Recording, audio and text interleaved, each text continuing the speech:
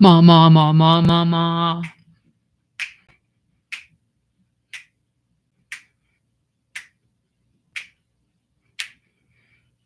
I don't even know the words, but I'm listening to Lady Gaga, Poker Face.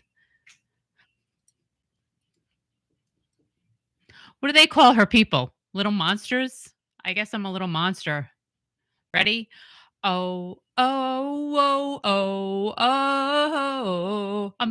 I'll make him hot. Show him what I got. Oh, whoa, whoa, oh, oh, whoa. Show him what I got. Come on now. Can't read mine. No, we can read him my poker face. Do I have a poker face? No. Can't read mine. No, we can read him my poker face. Is this my favorite part? Ready? Pop, pop, pop, poker face. Pop, pop, poker face. Pop, pop, pop, poker face. Pop, pop, poker face. That'll do it. That'll do it. It is what it is. But I do love Lady Gaga. I like her older stuff. I do. I have to figure out how to untwist these headphones, kids. Pop, pop, pop, poker face. Pop, pop, poker face. Can't. I just cannot. Thank you so much, Nancy. It has been a week.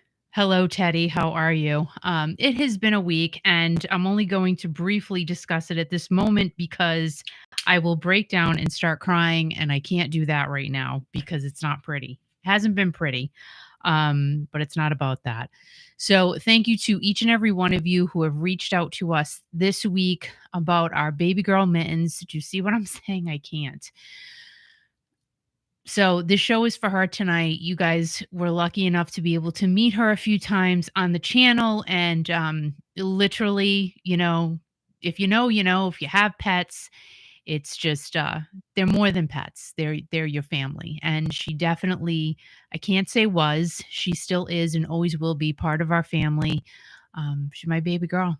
She's my baby girl, and that's it. So do you see what I'm saying? I can't. So I'm not going to because I just can't. It's only been a couple of days. I can't. So anyway, but I just want to say thank you to everybody. You guys are great, and thank you for all the love and the hugs, and we really, really appreciate it. So, hey Tanya, how are you? Hello, Cindy and Kathy, and I said hi. Did I say hi to you, Nancy? I did, and oh, thank you, Kathy. Yes, Ella is hanging out with Mittens, I'm sure.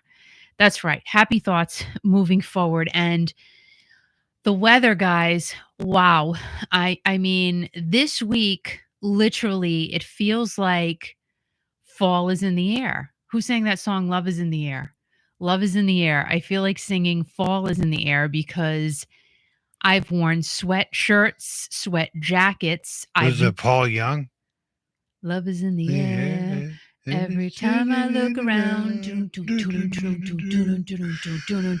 love is in the air. Every sight and every sound,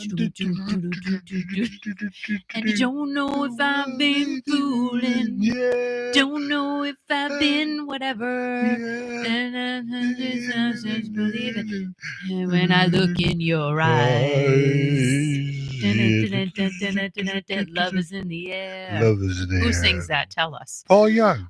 Paul, is it? I don't know. All right. Well, anyway, so it's been feeling like fall this week for sure, and it's supposed to get a little bit warmer now moving forward. This weather's just been beautiful, but Al's mad because literally the entire month of August, we have not gone in the pool. And I say it every year. The month of August, for some reason, in Rhode Island sucks. There is no clear way to put it. We never, ever, ever have a great August. It's always cold or rainy, and it's August. It shouldn't be like that. But we did go in the pool. Well, I went in the pool, June and July, but August. So this weekend we're going to try because we'll be closing it up soon. I know. Doesn't that sound crazy? And Labor Day is right around the corner. It's just crazy how quickly this year is flying by. Oh my gosh. It just, wow. I mean, everybody's already talking about apples and Halloween, and I'm sure somebody's got a Christmas display out or two, and I think that's ridiculous, but Boo. whatever. Talked to my daughter Kat today, and for those of you who know, she lives in Texas, and she loves it there. She really does. She's in a Waco. She's very happy, and that's all I want to see is her be happy. And she seems very, very happy. She loves the people she works with. If any of you are near Waco, she works at Walk-Ons, and she's Kat. She's my kid. She's happy and she's fun loving and she's a hard worker. So, Kat, in Waco, Texas, go to Walk-Ons You and just say walk hello. in and say hi to Cat. Just walk on in and say hi to Walk Kat. Well, there's this one side. Do you see what I'm saying? I What hate side of what? of my hair. What's wrong with your hair? It was just one side. It was just one little thing. So this weekend, we're going to go to the Brooklyn Fair, not Brooklyn, New York. Brooklyn State Fair, right? Connecticut. Connecticut. There is a C in there. Connecticut. Connecticut. Can you say Connecticut? Kentucky. Did you find out what time the fair starts in the morning, dear? No, I did not, but I will find out. Get on that. Oh my God, get on this. Because now Sue, my buddy Sue, cannot go yard selling with me tomorrow. I'm so upset because she's got to do something for 9. I'm like, why? Just like have your husband do it. And she's like, no, he needs me. And I'm like, oh, for crying out loud. So yeah, Al is going to jaunt with me. And I said, what did I tell you? All I know is getting a text from Howard right now. Yeah. He's listening to us in his pool. Oh, I thought he was going to say in his bathtub. And then I was going to say, please. He's sitting in his pool right now. See, that's nice. I want to sit in my pool and listen to me. Well, not listen to me, really. Listen to you. I wonder if he has any clothes on. How many? I don't know. Does he have a fence? Yes. A big fence? I'll have to ask him. We'll ask him. Well, all right. You're getting weird now. Like you me? Yeah, you're being weird. I'm not getting weird. No, because I said Howard's in his pool. Okay. Then you said, does he have a fence? I says, I don't know. Does he have a big fence? You're the one who's getting weird, not me. No, because you said, I wonder if he has clothes on. Like, what do you care? And I'm saying, well, if he has a big fence, then his neighbors won't see him. I don't so know if Howard has a big fence or not. It's a question I have to ask his wife if he has a big fence. He's literally just going to go there all the time. Go where? Go anywhere. Well, Howard, I hope your fence is big enough. That's, really, because all you need is big enough. You don't need more, right? Big enough so that the neighbors don't see you. Well, I wonder if his fence is aluminum or he has a wooden fence. I don't know. I don't really know. Maybe he has a stockade fence. All right. So anyway, I'm so happy that we have someone in their pool listening to us. That's amazing. Thank you so much, Howard. Are you floating or are you just sitting? Are you on a noodle? That's what I want. Are you on a noodle? He could be on a like portal. I'm waiting for him to answer me, and he's not answering me. It's okay. He's not here. He can't. Maybe he's answering me now. Oh my God! Don't worry about Howard. He can't talk on the phone while he's in the pool. Sure, he can. Because it's dangerous. He's not gonna get electrocuted. He might get electrocuted. No. All right. So tonight's a cheers night. So I'm saying cheers to each and every one of you. Cheers. That's good. So yeah, you got to find out what time the Brooklyn Fair starts tomorrow. And I told Al, I said, listen, what? You coming with me yard selling? So yeah, but you need to be ready. We're to be out the door by 6 a.m. And he didn't ask me. He said, "Okay, Al, Sue can't go tomorrow, but you're gonna go. You have to be up and ready to go by no later than 6 o'clock." And the sad thing is, like he'll get out of the car. Yeah. He'll look around quick, and then he goes, I'll be in the car. It's like, listen, you're supposed to be my bodyguard. You have to help me. You have to help me. You can't just get in the car. You have to be my assistant. Do you think we should go to the Foster yard sale tomorrow? Yeah, but like you said, it wasn't going to be big. I don't know. Well, if it's not going to be big, I don't want to go. I understand that they have a big fence there, though. Oh, brother. All right. So thank you, Tanya. Cheers. And so, we'll see. But there's a few really good ones around the area. So we're probably going to stay around here. And then we're going to go to the Brooklyn Fair. We're going to go to Brooklyn Fair. And I was trying to think. So I made myself market basket fries tonight because this was a week I needed fries tonight. So Dipped them into barbecue sauce. They were absolutely delicious. I mean, you can't go wrong with Market Basket frozen seasoned fries. This is not sponsored, but it should be because I don't know how many fries they've sold. Anyway, so really, really good. And we had the Market Basket black and blue burger from the deli case. You got to go to the meat case, not the deli case, the meat case, and some broccoli. Delicious. Such a good meal. Kiki, can I interrupt you for So a that's why I second? was trying to think, like, should I get fries tomorrow? But I had fries tonight. But I don't know. I might get fries. Kiki, What? can I interrupt you for a second? Sure. We have a call in from Howard's Pool. Hi, Howard. Hey, what's going on? She's in the middle of trying to talk about food, and you guys just stop breaking into the line. You really in your pool? I'm in my pool right now, splashing Stop. around. Yeah. So you by yourself? Yeah, by myself. Deb's going to be coming home. We're going to go out to dinner or something, but Oh, that's I feel like nice. taking a shower, so I jumped in the pool. Look at you. Well, that's weird. But I mean, so like, do you take Well, soap? no, it's not weird what kind of a pole I get either. Oh, yeah, Oh, baby. brother. So wait a minute. Do you take soap in with you since you're not showering? No, I'm just enjoying my pool's nice, beautiful. Oh, the water, you know what the water temperature is? Well, 75. Oh, man. I got a nice jet, too, that blows a lot of pressure coming out of that pump. Oh, So do you sit in front of the jet? I put it on my back. Yeah, I just lay right there and boom. Yeah. So that's so nice, though, that you just get in the pool yourself. You're waiting for your wife to come home. You're I gonna do it all the take her- time. My wife won't go in. She won't go in unless it's 85. Well, it's only 10 degrees away. Yeah, but she won't go in. So it's pretty much done. I mean, I enjoy the pool myself. I like going in, splashing around, get out, go back in, text on the phone and everything. So where are you going to eat? I don't know. I think there's a place called Mediterranean here in Attleboro. I'll probably go there, get a little something to eat. Okay. What type of food do they serve? All different, like some Portuguese food and some good Italian food and stuff. Yeah, all kinds of stuff. They got a little outdoor patio. Oh, cute. See, I like A that. little water fountain. Nice, just nice relaxing night. I'm off this weekend. So yeah. Very good. I'm not going to Brooklyn Fair though. I've been there before. Why are you not going? I think that's the best fair around. I do. I'm not really a fair kind of guy. Yeah, I know. A lot of people aren't, but a lot of people are. How are yard sales going this year? A lot of yard sales out there this time of year? All right, can I just let's talk about that. Since you brought it up, I will go down the yard sale path. So the past month has been sucky. Can I just tell you? There have not been a lot of yard sales, but this weekend, now tomorrow, there's a bunch in the area, so that's good. And I think as September rolls in, we're going to see a lot more because fall is great for yard sales. I love fall, yeah. Everybody wants to get rid of their crap out of their house before the winter hits, right?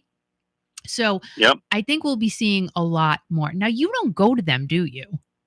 I don't really go to them. You know what I do? I'll be straight up honest with you. Yeah. I go right, and I do all the time. I go on Facebook Marketplace. If I want a snow blower, if I want a hose, if I want a particular tool, that's where I go. And then boom, I go to the person's house. We meet up, and I grab some stuff. That's what I do. All right. Now, have you had any weird experiences? No. I'm not worried about that. It's all legit stuff. I don't meet some guy and buying a car in a back alley of Providence. You know what I mean? I know, and he wants to take you out on a date. I mean, which is fine. Oh, that's, really? That's like fine.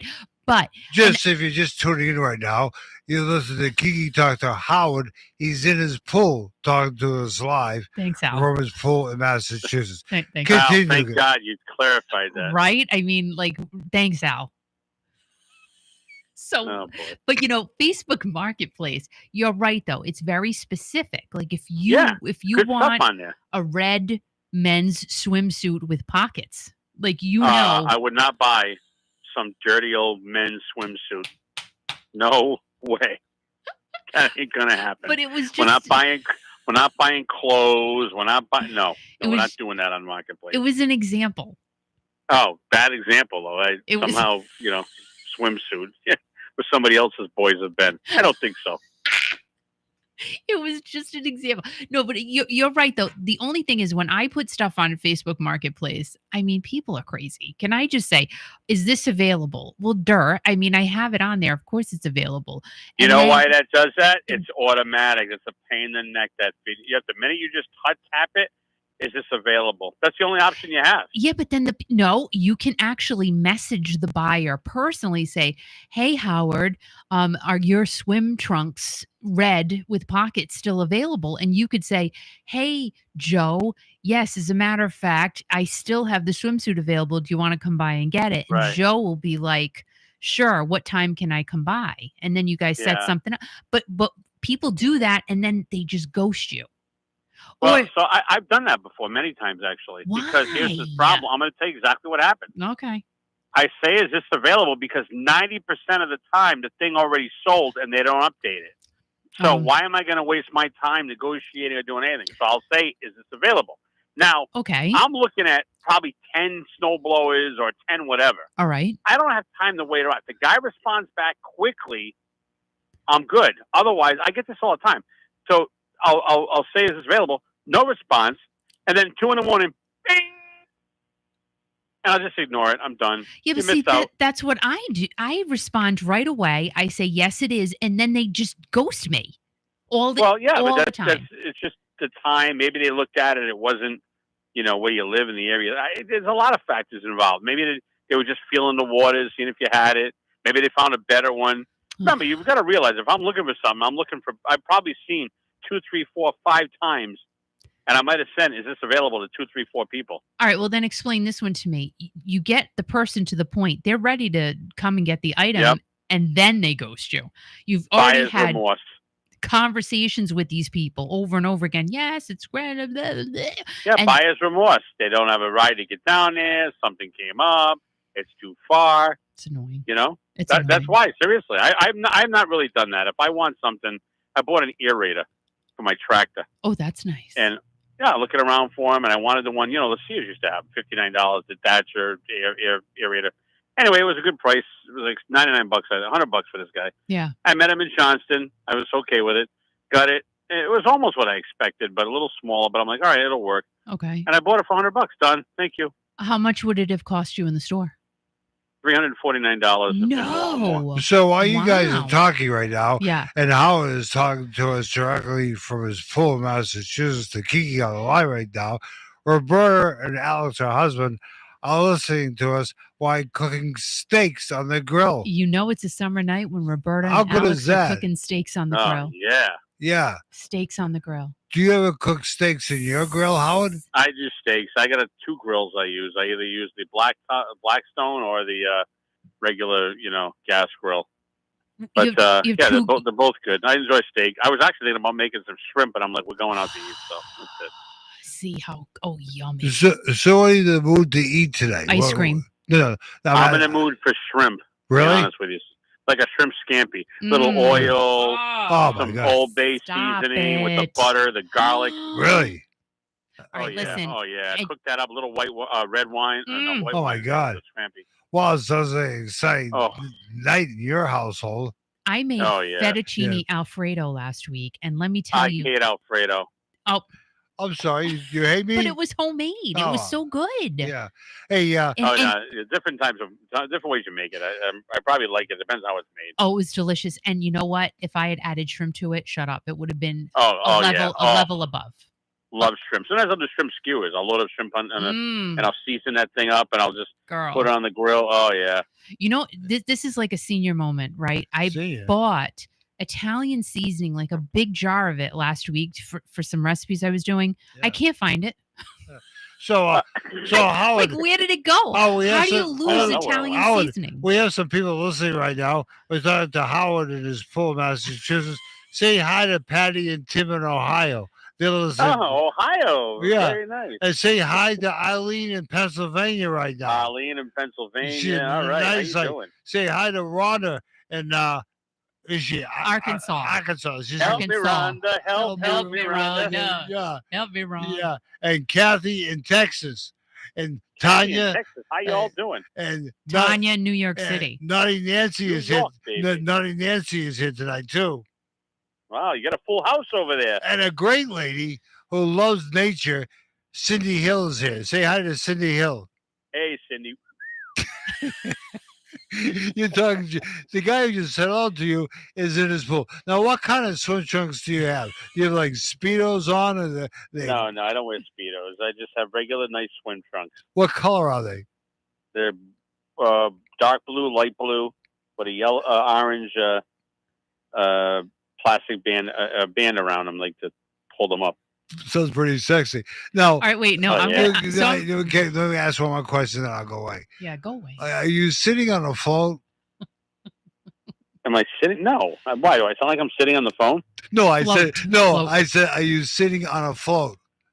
Oh no. I'm just standing up right now on the side. Okay. Oh, that's cute. Yeah. I got the floaty with the little bear holder in there for my Modelo. Oh, And then I got the phone. Yeah. that's nice. Oh wow. Yeah, it's beautiful out here. It is so like I mean this weather. You can't even say anything bad about it. It's just perfect. Yeah. Problem is the pool's going to be closed. I'm going to have to close it up soon. No one's going to be going in the pool. I know. When it's 75, I barely could get my extremities in there. Why? I like it 85. What do you mean by 85, 90. extremities? What? What do you mean by extremities? Use your imagination, Al. Okay. All right. So Howard, do you know the stuff that's going on with Journey right now? No, I haven't really seen much about that. No. I'm too busy watching the election stuff and all that. Right. Like I don't know why. I don't know why. I don't. This isn't a political channel, but you just can't. You can't not look. That's all I'm gonna say. Yeah, I don't know. What are you gonna do? I'm just tired of the whole thing. But that's why when I come out to my happy place by the pool, that's right. Or I'm always on watching videos and stuff on TikTok or Facebook or YouTube, whatever. That's my life. That's what I do. TikTok's the best, isn't it? Oh yeah, then we're just selling stuff at Michael's, blowing in there, Halloween stuff pouring in. Oh my God, Christmas wreaths are coming in. I knew it. Christmas trees are coming in. Oh yeah. Did you put them out ho, yet? Ho, freaking ho! Did you put them out yet? The Christmas trees? No, they're not. No, they're not out yet. We don't. They will be going out probably within about 3-4 weeks. We'll have them all set up. Good. Halloween. Usually, I think Lowe's and Home Depot, they beat us to them. When I used to run Sears, we had them out at Sears really too. Sears. I loved Sears. I love Sears. It's like a staple of America, you know? Huh. I mean, like, isn't it crazy how just everything we grew up with gone? Oh, there's more going too. It's all going. You're going to be using Amazon and online. That's it. It's all going to go. We went to Macy's a couple of weeks ago. We actually went to a couple, and there was the inventory is just not there. Like trying to look for dresses, right? And that's the type of thing, a formal dress, you want to try it on, okay? Right. I'm telling you, Howard, I could not believe it. I'm like, these people are working here. You've got nothing to sell. Oh, yeah. It's terrible. It just doesn't make sense. No, we got a Macy's here too, right in the mall here that's dying. It's all coming to an end, unfortunately. Those business, back in the day, they had the malls, and the malls were loaded. That was a whole thing. It was a thing. And then now the malls are done. And then you had the retailers, and now unless the retailers, like our store, we do ship from store, meaning we ship it all over. So I got like 80 orders pouring in there a day. Then you got people coming and buy online, pick up in store. Those orders are pouring in. And then you got the customers that are walking around. So it's 3 different avenues to drive sales. So we're going to be good. So what do you think? What's the most sales that you see? People coming in, people ordering online, or pick-up orders? Oh, no, it's always more in the store. Is it really? Yeah, it's more in the store. I would say, I look at the P&L, profit and loss statement. It looks like it's sales in the store is number one. Then it's sales online, meaning buy online, pick up in store, number 2. Oh. And then buy online, pick up in store, which is number 3, which customers can buy curbside pickup or whatever. Yeah. But it still goes to show that people want to see what they're buying. But I mean, the problem is it's not what you think it is in a lot of cases, right? Unless you look at it. Yeah, you buy something online and it's like, oh my God, the quality is horrendous. I had my neighbor that bought a pot for a lawnmower, and it's a metal pot he was looking for, and he gets it, and it's a piece of plastic. It's the right part, but it's just not the quality that you would expect. So do you see a lot of returns then from the online No, store? no, no, no. A lot of returns. No, not really. Okay. We don't really see that because it's pretty self-explanatory. But when you with Michaels, I mean, it's arts crafts. I mean, you can't screw up popsicle sticks if you order those online, or the Halloween decorations or whatever. You know what I mean? And Halloween, I think it's bigger than Christmas. I don't know what you think. It's not bigger than Christmas, not even close. But it's big. Really? Not even close? Not even close. It's no.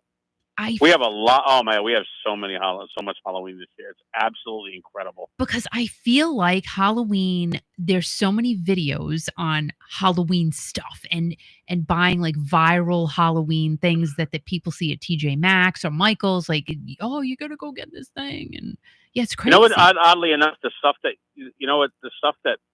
the stuff was, well, it's really good now. There's really good creative stuff out now. Okay. But let me tell you something. That old witch, when you saw the witch in all black against the yellow moon, Yeah. on the broomstick, Yeah. that's a classic. Anything other than that is just fake, in my opinion, right? So you see a lot of stuff today that's different than it was years ago. But the people growing up today think, oh my God, that's great. But we know what it was back in the day. You know what I'm saying? That's the problem. That's the thing. Yeah. Like the Santa Claus. You look at a Santa Claus and you know that Santa looks a certain way. The newer Santas, they look different today. The Santas you put outside that light up are different today than they were then. And they're smaller, not like the old Santas you had back in the day that you bought from a little local store, you know? My God, if I had half the stuff my mother had. She had the aluminum tree. That's classic right there. That's good stuff. It's old school. And that stuff is worth so much money. Yeah. So we have stuff now that we still have a lot of that type of stuff in there. Oh, really? But that's what you buy the stuff that, they try to recreate it, or you buy stuff that's going to really add to your house. There's a lot of good stuff for everybody's type of house, Well, I mean, Michael's knocked out Joanne Fabric, I think, because Joanne was trying to compete with Michael's. We sell fabric now, right? You do? Yep. We took on so Michael's isn't stupid. I did not know that. We took on fabric now. What? Now we got fabric. We also have a huge display of balloons. Because you know who's having a problem with sales? Party going City. Out of business? Party City. Is Party City going out of business? They're in trouble, yes. So we jumped on that and took the balloons with the helium tanks and all that. Wow. But you know what? Let me tell you something about Party City. I think their problem is their stores are too big, and everything they have in there is so overpriced. Like, they are price gouging. I said it. They do. Like a pack of napkins that you can get for $1.25 at the Dollar Tree, they're trying to charge you $10, and people know they're not stupid. But our prices are up. Everybody's prices are up because the problem is the shoplifting in all stores is through the roof. The cost of getting the products to the store through the roof. Yeah. You got to pay the employees. There's a lot that goes into that. The businesses, a lot. All right, and there's not as much money. I mean, back in the day, I used to run Best Buy also. And Best Buy, you got a TV. It was $1,200. Yeah. I could mark that thing down $400-500. I could take that off. Now today, you might be paying $700, $600, $400 for that TV, but there's no wiggle room. That's almost the cost. We hope you get the protection plan and some services to increase that, but you're making no money on that stuff. Yeah, and that's you're literally making no money. That's a fact. I don't know how people stay in business, to be quite honest. I really don't. A lot of brick and mortars, I don't get it, and that's why I was Party City. It just feels like it's a cavernous store. Like, you go in there and my head spins. The ceilings are really high. Yeah, it's just not set up properly. Like, you know what store I love, and they're expensive? The Paper Store. Oh, I go in right next to my store. Yep, I go there all the time. I wait for that 30% off coupon. Right. I buy my wife's Christmas stuff there. Really? They got sneakers, clothes. Cheapskate. I do all her shopping at the Paper Store. Right, and they also have I'm on a roll here. They also do like good markdown, 75% off, and oh my gosh, you can get some great stuff. Oh yeah, it's good stuff. Hey Howard, what time is your wife coming home? Ow. I don't know, but I'm getting really hungry. I might have to make that shrimp and say we're not going out. No, because didn't you say you have to take a shower? Oh, come on. No, he went in the Wait, pool. you trying to get rid of me? No, I'm trying to get rid of you, but I'm worried about you disappointing your wife tonight. I'm not taking a shower. I just jumped in the pool. Like I feel But great. you I'm not. just- What am I going to take a shower and ruin my pool experience? Oh my gosh, Howard, somebody just brought up, we used to shop at Zares. Remember Zares? Oh my God, Zare. Remember Zare, Lizer? Well, Zare. So funny thing about Zares. Yeah. Zares was one of the stores that when my father and of course I was like 6 years old, when they would go to pick to when Santa was coming, they would go to like a Zares and they have the product. They used to open like 10 o'clock at night, and they would actually, they'd be open and they'd have you come pick up your layaway or your the stuff for Santa, and that's where they would go if they didn't keep it in the house. But Zares, I used to love Zares, Kmart, Sears.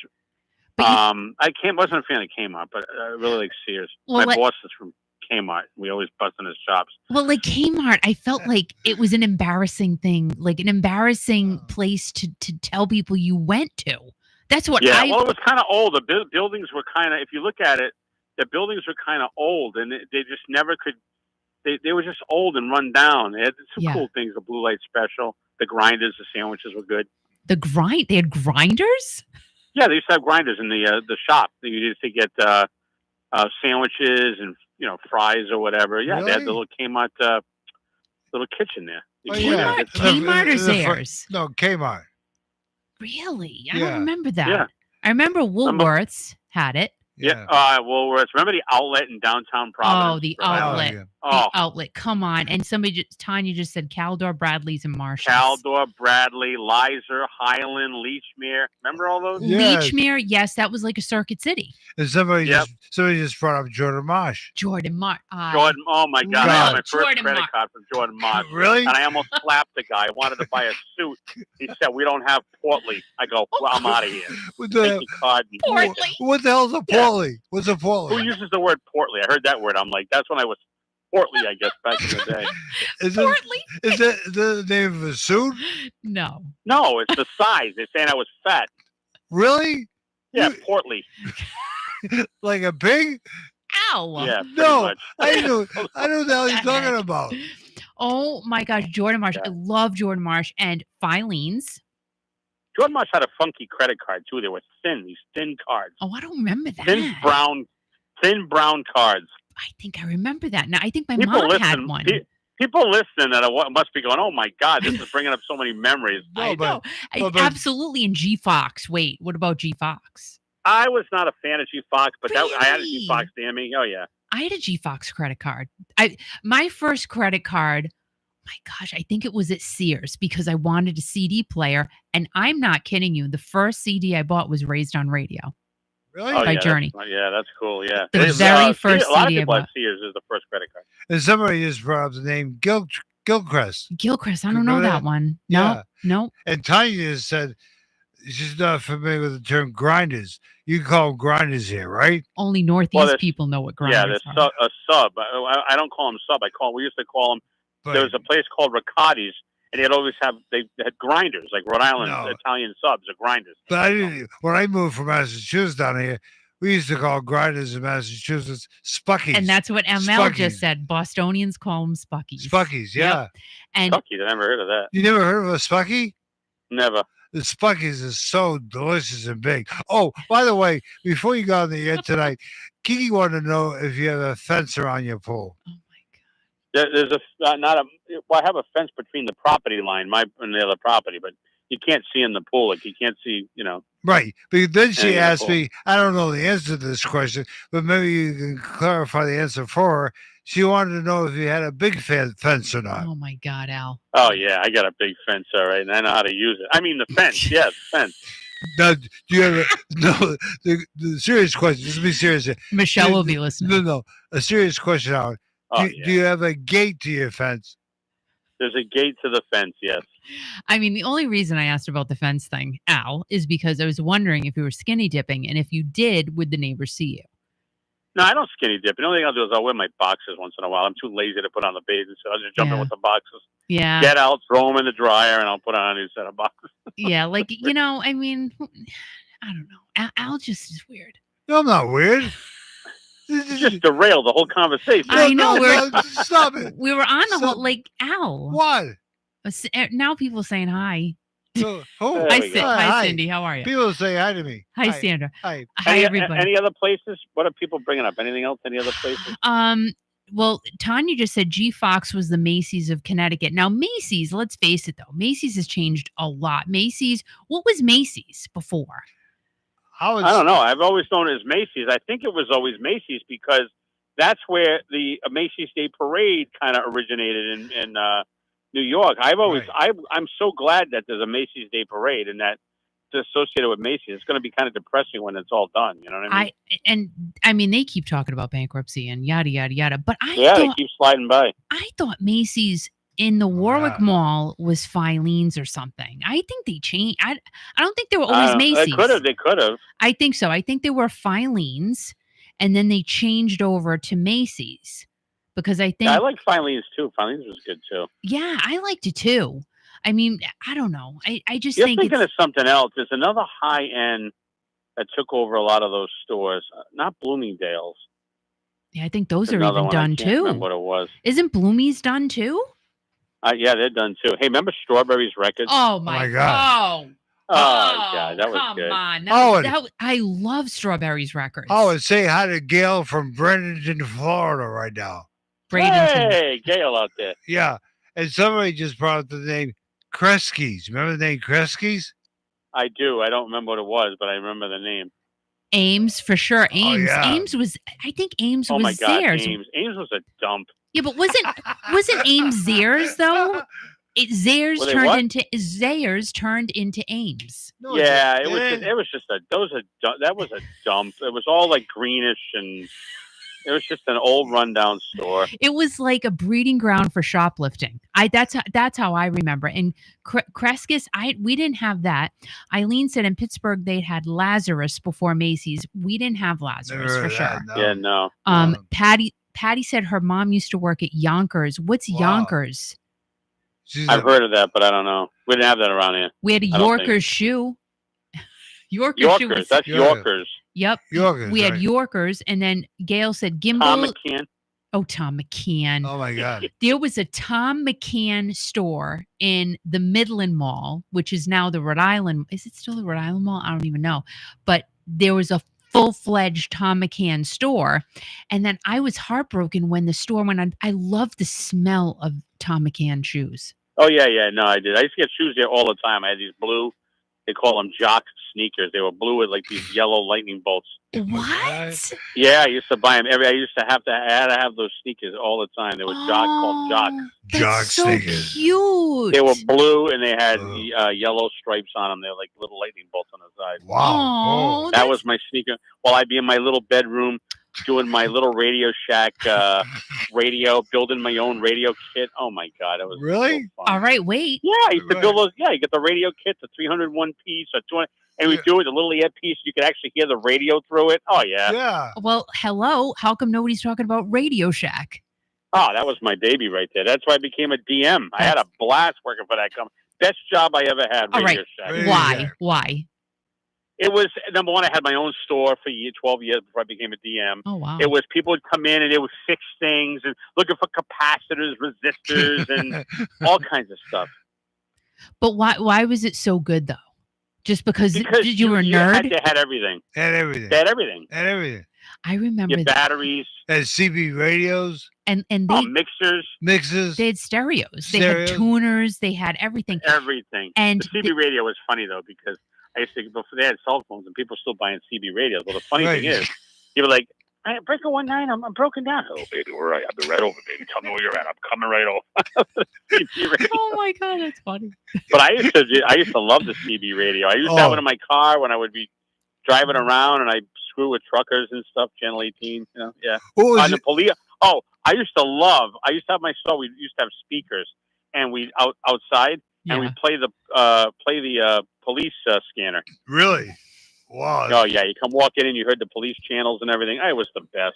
I remember when the planes 9/11 happened. I was at Radio Shack in Providence, Rhode Island. Yeah. And the plane was crashing in, and we were just in shock. God. That's terrible. Yeah. But see, you remember where you were. I think everybody knows exactly where I was. Yeah, Radio Shack was. Oh, they were just so good. It was a great store, and it was great. I think Al and I were heartbroken when we heard they were closing. Yeah, terrible. Yeah, they get all botched up financially. They screwed it up. Yeah, like what happened? What happened with Radio Shack? I'll give you the real story. What happened? Real short and sweet. All right. Bottom line is we had Verizon and a couple other carriers. Well, Verizon, when customers paid their bills, they things called residuals. Radio Shack was getting millions and millions and millions and millions of dollars every time the customers paid the bill for life. What? We would get that. We would get that money. Yeah. Wait a minute. So we got the money. Well, the problem is there's this thing called upgrades, and we didn't get much money on that. So, and I know all the executives, everybody at Radio Shack. I'm not lying to you. I'm not giving you a line. I know all of them. And what happened was one of the presidents that came in, he started muscling Verizon, and Verizon said, "Hey, if you don't like it, because we wanted more money on those upgrades." That's a fact. So he said, well, we want more money, that's it. And basically Verizon told him to take a hike, we're not giving you more money. And they said, we don't need you. They went with Singular or T-Mobile, one of those companies, but we lost all those residuals. So that was on the way out. And at the same time that was happening, people weren't using resistors and repairing this stuff. They were throwing them away and buying new ones. Oh my so now we lost all that residual, and there was no people just weren't buying all the parts and everything. Yeah, so that's what happened. Radio Shack was getting money from Verizon? All the wireless carriers, Radio Shack, but the largest was Verizon. Oh, because they were in your store. You could sell Verizon. We sold it to the customer. And part of our thing was every time that customer paid that bill, Radio Shack would get a portion of it. What? Yeah, that's how they call residuals. So we had millions of dollars in residuals, millions. God. So how did they go under then? Because what happened was Radio Shack needed that money, but they weren't realizing that how bad it would have been. They just thought, okay, no problem, we'll get that money made up with Singular. They got rid of Verizon, they put Singular in there, but guess what? Now you're starting from ground zero. Right, and where's Singular today? There, exactly. Nobody wanted Singular; they wanted Verizon. What the hell? So we should have if we just kept it going, Radio Shack still would have been out of business because the money wasn't coming in for the member. You're buying a resistor for $1.99, but you're paying 27 cents for it. Right. So how batteries and everything else? Yeah. Oh, what was your handle on CB Radio? I used my dad's what was it? KBA 2245. Didn't you have a name you went by though? I don't think so. You did? I don't remember. Like Big Daddy or anything like that? No, I don't know. I don't know. I don't think I did. No. What? Al, you're Big Al. Big Al. Too funny. That's just crazy. Yeah, but Radio Shack, man, I think that was the best. That was the tippity top, I think. Oh yeah, Al, didn't you work at Radio Shack too? Yes, I did for a short time. Yeah, you did. I did. That's right. I remember that. And he loved it. And I worked at the Rhode Island Mall under your supervision, and that's right. It was great, and I enjoyed working with all the guys.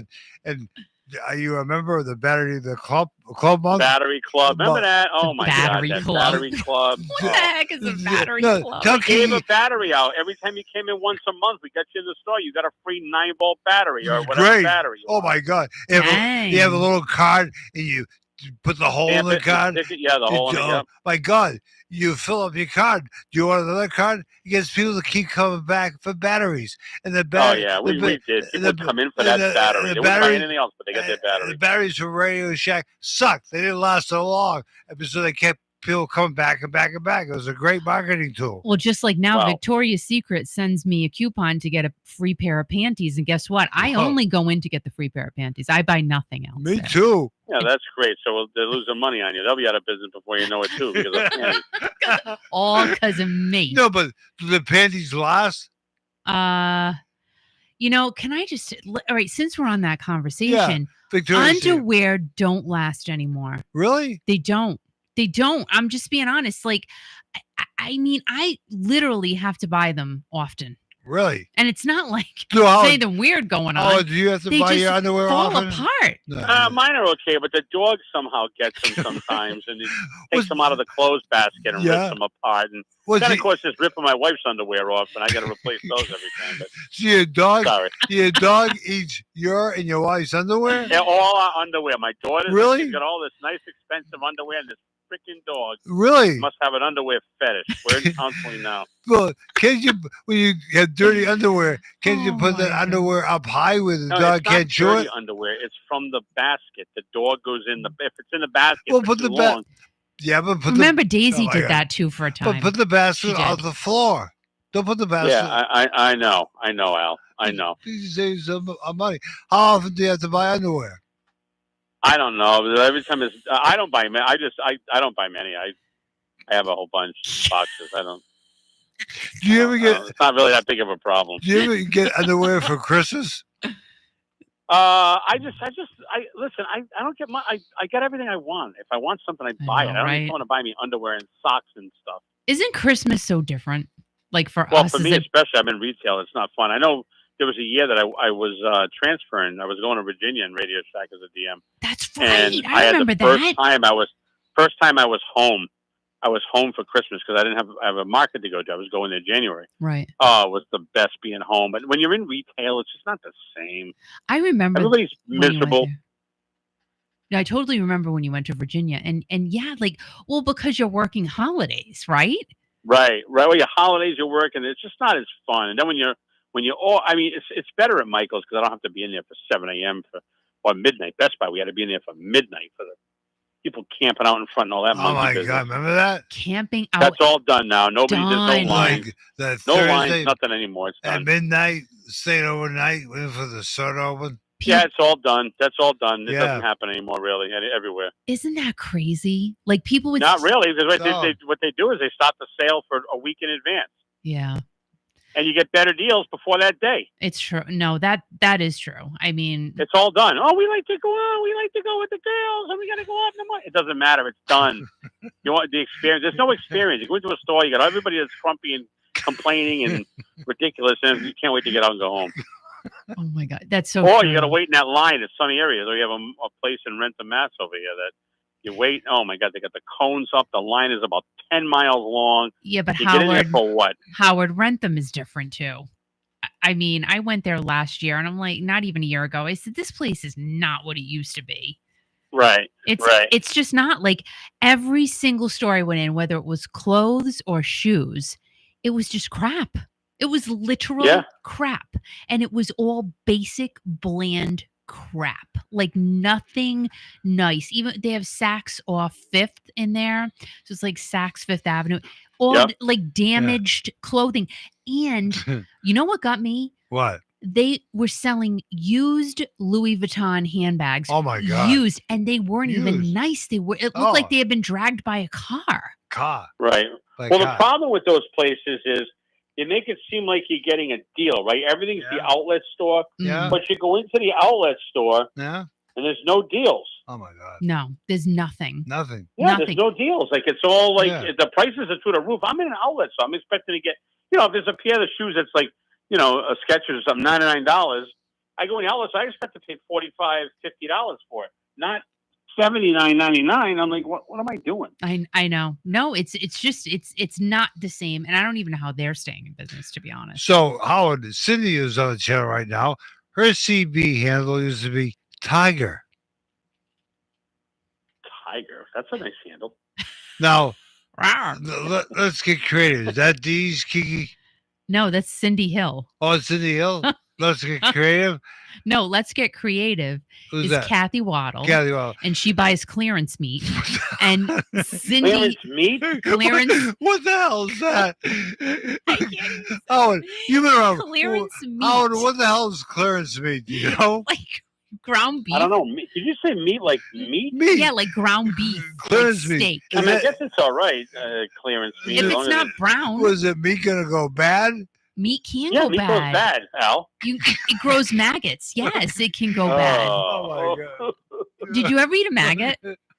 No. No. I haven't either. No. I haven't either, but I've seen them. I've seen them in my trash can. I've seen them too. I saw videos before where you pour Coca-Cola on pork chops that are sitting out. No, sir. Yeah, I'm not even joking. That's disgusting. Pork chops that are sitting out, and the little worms that come out of it. It's gross. And let me and just to clarify, the maggots in our garbage can was years ago, and it was really hot in the summer. That hasn't happened again since. But I have seen them. I'm not gonna lie, we've seen them one day. Maggots come out no matter what. If the trash can in the summer is hot, I've had them in the garbage can before. Ugh, that's why nasty. you got to try to get rid of the meat, or whatever. You got to get rid of whatever in the trash compactor. That's what the compactor's for. Wow. What trash? Oh, you eating some yum-yum? Oh, the baby. Hi, baby. Is that a baby puppy? Yeah, she's eating some yum-yums. Oh, that's so nice. Are you still in your pool? No, I don't have the dog bowl I'm in the house now. How did you exit from the pool into the house without us realizing what you were doing? I don't know. We were all just talking. Oh, wait. So Patty Taylor... I think my wife ghosted me at 7 o'clock. I'm a little concerned now. Yeah, she ghosted you. She's probably out with friends. She ghosted me. I'm done. That's okay. That's right. No, it's out my daughter. No, wait. Hold on. Patty Taylor said her Best Buy closed. Are they closing or what? So they're closing. Yeah, so they're closing. Best Buy is closing non-profitable locations. And do they have and non-profitable happens A, by slow sales. Yeah. B, by heavy theft. That's a big thing. And then look at what's happening in California. Oh my God, what a disaster! Now the businesses are all closing, and they're closing because of theft. Nope, they're closing because that too. But the main reason, they're paying $20 an hour. What?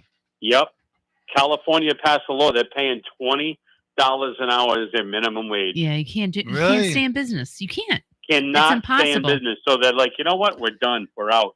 All right. So in terms of that, and then we'll go back to the whole stealing thing, but how about minimum wage where you are? Now you're in Massachusetts, you're in Attleboro. $15 an hour. 15. Now, how are you seeing the whole help situation? Because, we're fine. Yeah. So you have no problem hiring people. No, we're fine. But I mean, again, it's $15. I think Rhode Island is 11, is it, or 13? I think. I don't know. But there's different states. But I mean, it's just, listen, you want a job, you do what you got to do. Right. You know, it doesn't matter. Like, people used to goof on stuff before. Oh, you're making 15, or you're doing newspapers, or you're doing pizza deliveries, or you're doing deliveries. It doesn't matter. You got to make the money no matter what. So if you break it 15 an hour, work 20 hours a week and 20 at $15 an hour. That's income right there. Let me tell you. Do Uber or something. Uber sucks. You got to have somebody else in your car, but you know what? You can make $200 on a weekend if you do it. You need the money or don't need the money, one or the other. I know somebody who does pizza delivery, and he makes a crap ton of money.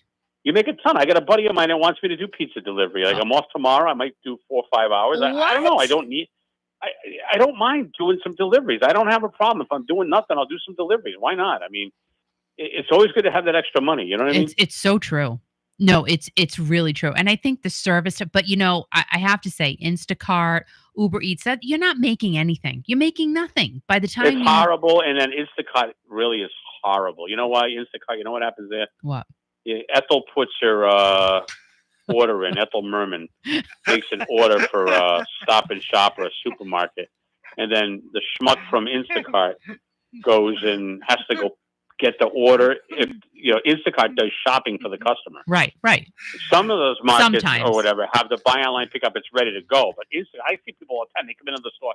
Hey, yeah, help me find this stuff. It your depends. Instacart, yeah. I'm not getting paid to find everything here for you. That's not how this works. Yeah, no, sometimes it's called the shopper.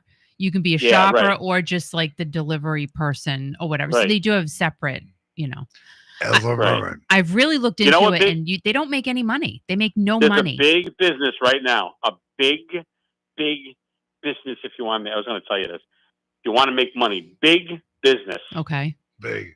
Pharmaceutical deliveries. Yeah. Okay. Really? You know what? I've looked into that. Who's doing that? Who's giving you the jobs? That's the whole Bradley thing. Hospital or Milford Hospital. You go to there. For example, I'll give you an example up there. I don't know what's around here in certain areas, but I get somebody that makes $300 to $400 a day. No. About 25 deliveries. 25 deliveries. You start at 9 o'clock. You pick them up at the hospital. You pick up all the customers' prescriptions, and you go out and you deliver. You might be done by 3, 4 o'clock in the afternoon for $300 a day. Yeah, that's amazing. You're amazing. kidding.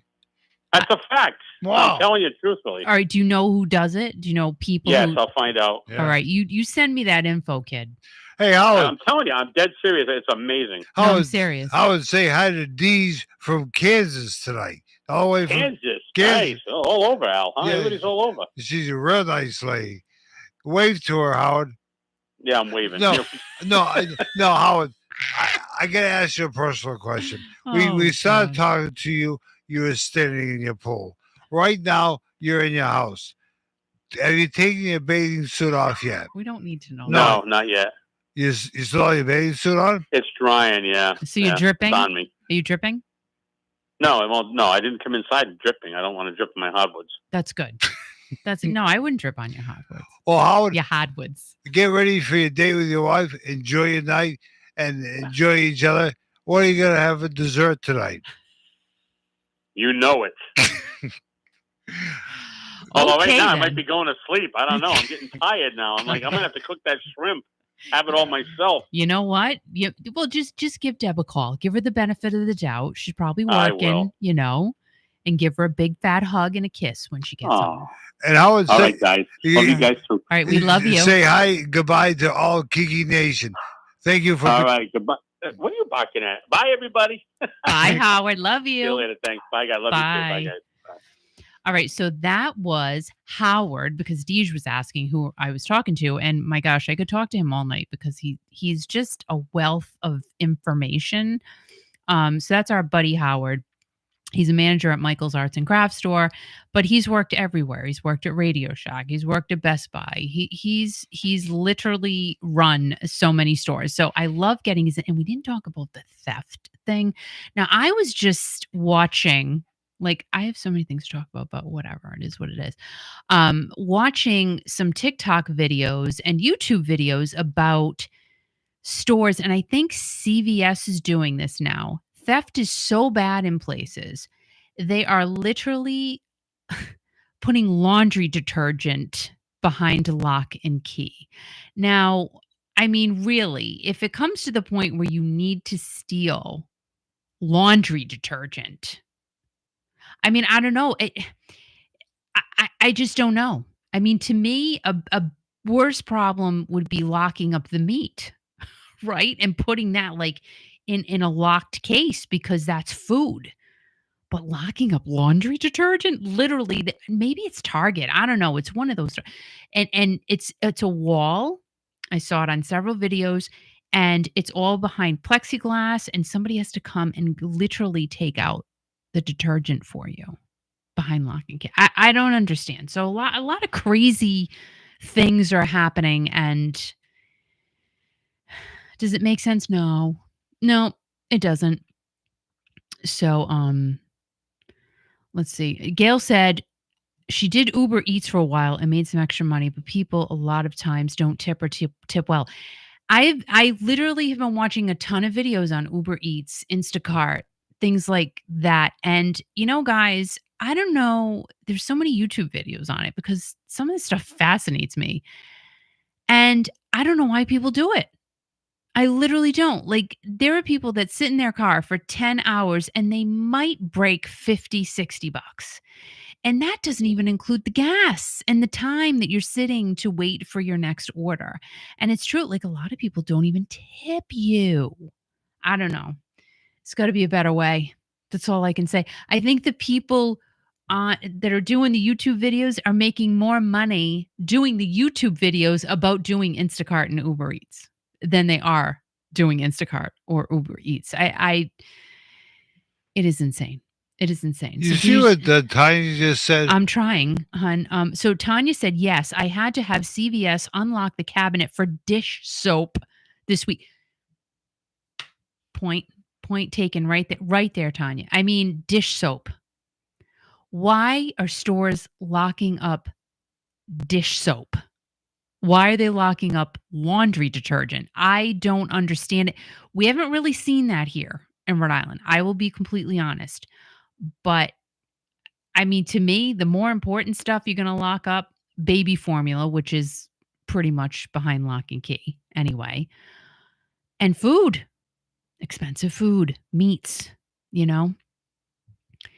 And I don't know. Hey, Eunice, you made it. You made it, Eunice, during the show. Ladies and gentlemen, give a big applause to Eunice, because every time, can I just tell you, every time, pretty much every week after the show, Eunice will get on and leave a message under the live video saying, "Where is everybody?" Every week, pretty much faithfully. So, yep, thank you, Eunice, for being here during the show. So Deej says they can steal up to $900. That's ridiculous. I mean, oh, you can have up to $900 worth of goods. That's ridiculous, and not get arrested. I don't understand. But anyway, so all right, we're gonna just start talking about the news here because I've got a lot of it, and we might as well just get rolling. So, everybody, thank you so much for being here. My name is Kiki, and my husband and I have this little radio station. It's right there. It's called Kiki.fm. We play the greatest in classic rock and classic hits. It's a free app in the App Store. Go ahead, download the app. Subscribe to the channel if you have not already. We are pretty much here pretty much every Friday night, unless there's something going on, at 6 o'clock Eastern. And we're just hanging out with all of you fabulous, fabulous people. So if you like that type of thing, subscribe to the channel, hit the like button, and, go ahead and interact with all of our friends here on the channel because they're just great people. So thanks again, everybody, for being here.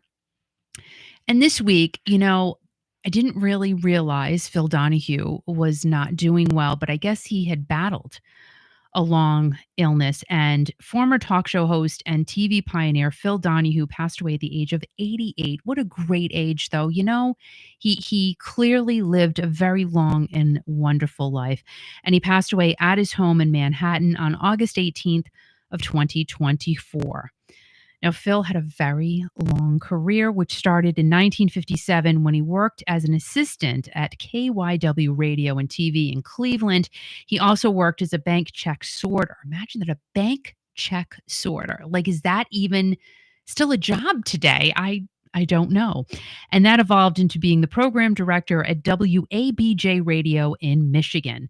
Donahue was then hired at CBS Evening News, and while having his own phone-in radio show on WHIO, Phil interviewed John F. Kennedy, Elton John, and Johnny Carson. Not a bad start to your radio and TV career. In 1967, the Phil Donahue Show moved to WLWD in Dayton, Ohio, and went into nationwide syndication in 1970. Phil talked about topics no one else was covering, and the people he interviewed ran the gamut from politicians to entertainers. In 1958, he married his first wife, Margaret Cooney. They had 5 children together, and on May 21st of 1980, after he divorced his first wife, he married actress Marlo Thomas. She was that girl. Diamonds, daisies, snowflakes, that girl. And she threw her hat up in the air. I loved that show, and I loved Marlo Thomas. I still love her. And he married her, and they remained married until his passing. 20 daytime Emmys and a Lifetime Achievement Award later, Phil is the first person to have a talk show with audience participation, and mostly aimed his direction at females who just adored the quick-witted TV host who was straight to the point without being demeaning. Now, there is no cause of death being shared, but Phil is said to have had a long illness. So rest in peace, Mr. Phil Donahue. Of course, I watched his show faithfully, as my mom did. And again, I was young when Phil was on TV. When my mom was watching him, she'd sit there with her cigarette and her cup of coffee and watch Phil Donahue, and he was captivating. And I was into this stuff when I was young, I enjoyed it, and I enjoyed Mr. Phil Donahue. So he definitely is a TV pioneer. Carol Jean, how are you? Welcome aboard. And hugs to you too, Eunice, and we're glad you're doing well, Carol Jean. So again, lots and lots of news this week. Holy moly. So let's see. Matthew Perry. Not sure if you guys saw this, but geez Louise, I mean, and not to undermine any of this, Matthew Perry clearly had a very troubled life. But I think the whole situation that's coming out about him now just goes to show when you have a lot of money, you're going to have a lot of, I mean, what's a good way to put it, really? A lot of leeches around you. And sadly, it sounds like as more details are coming out, he had just that, a lot of leeches around him who, took his vulnerability for granted. And 5 people, I was shocked at this, but then again, as I, was reading about it, not so shocked because people are disgusting sometimes, not all the time. Of course, we have wonderful people mostly, but when you read about something like this, you just say that's disgusting and inhumane. But 5 people have been charged in connection with the death of Matthew Perry. And they're saying they took advantage of him and the fact that he was an addict, and they gave him the drug that would ultimately take him to his death. And there was a whole underground network of drug sellers and suppliers, including people close to Matthew, and one of them being his personal live-in assistant, a person referred to by authorities as the ketamine queen, ketamine, I guess, believe, because it rhymes with queen, and a man accused of being a go-between and a doctor were responsible for distributing the ketamine, a potentially deadly drug that killed Perry. And Matthew Perry was only 54 when he was found face down in his jacuzzi. And let's see. Investigators believe Perry, who previously detailed his decades-long struggles with drugs, fell back into addiction last fall. He passed in August of 2023. And again, the now defendants, they just took advantage of his weakness. So he was undergoing ketamine infusion therapy. He was being treated by a psychiatrist and an anesthesiologist. And his last ketamine therapy treatment was a week and a half before his death. Perry obtained dozens of vials of ketamine from just one of the defendants, costing at least $200 per vial. And let's see, doctors Salvador Plasencia and Mark Chavez worked to supply Perry, and again, this is from CNN, with ketamine, Estrada alleged. Perry's acquaintance Eric Fleming said he obtained ketamine from alleged drug dealer Jasveen Sangha and distributed the ketamine that killed Perry, according to prosecutors. And Perry's assistant, Kenneth Iowa Massa, injected the actor with ketamine despite having no medical training. Jesus. Oh my God. Like literally, if you are working for somebody, and I mean, did you not feel the sense that this was not the right thing to do? Oh my God. Again, I'm reading this for the first time along with you guys. So 3 out of the 5 have been charged. They have reached plea agreements, while Plasencia and Sangha were indicted on Wednesday. So Kenneth, who is 59 years old, was a personal assistant for over 25 years, and he's accused of procuring and injecting Perry with ketamine, according to a document detailing the allegations against him. He had various responsibilities related to Perry's medical care, including scheduling his appointments and making sure he took lawfully prescribed medication. And on his LinkedIn page, he describes himself as a talent manager and executive assistant who is discreet, loyal, and honors absolute confidentiality.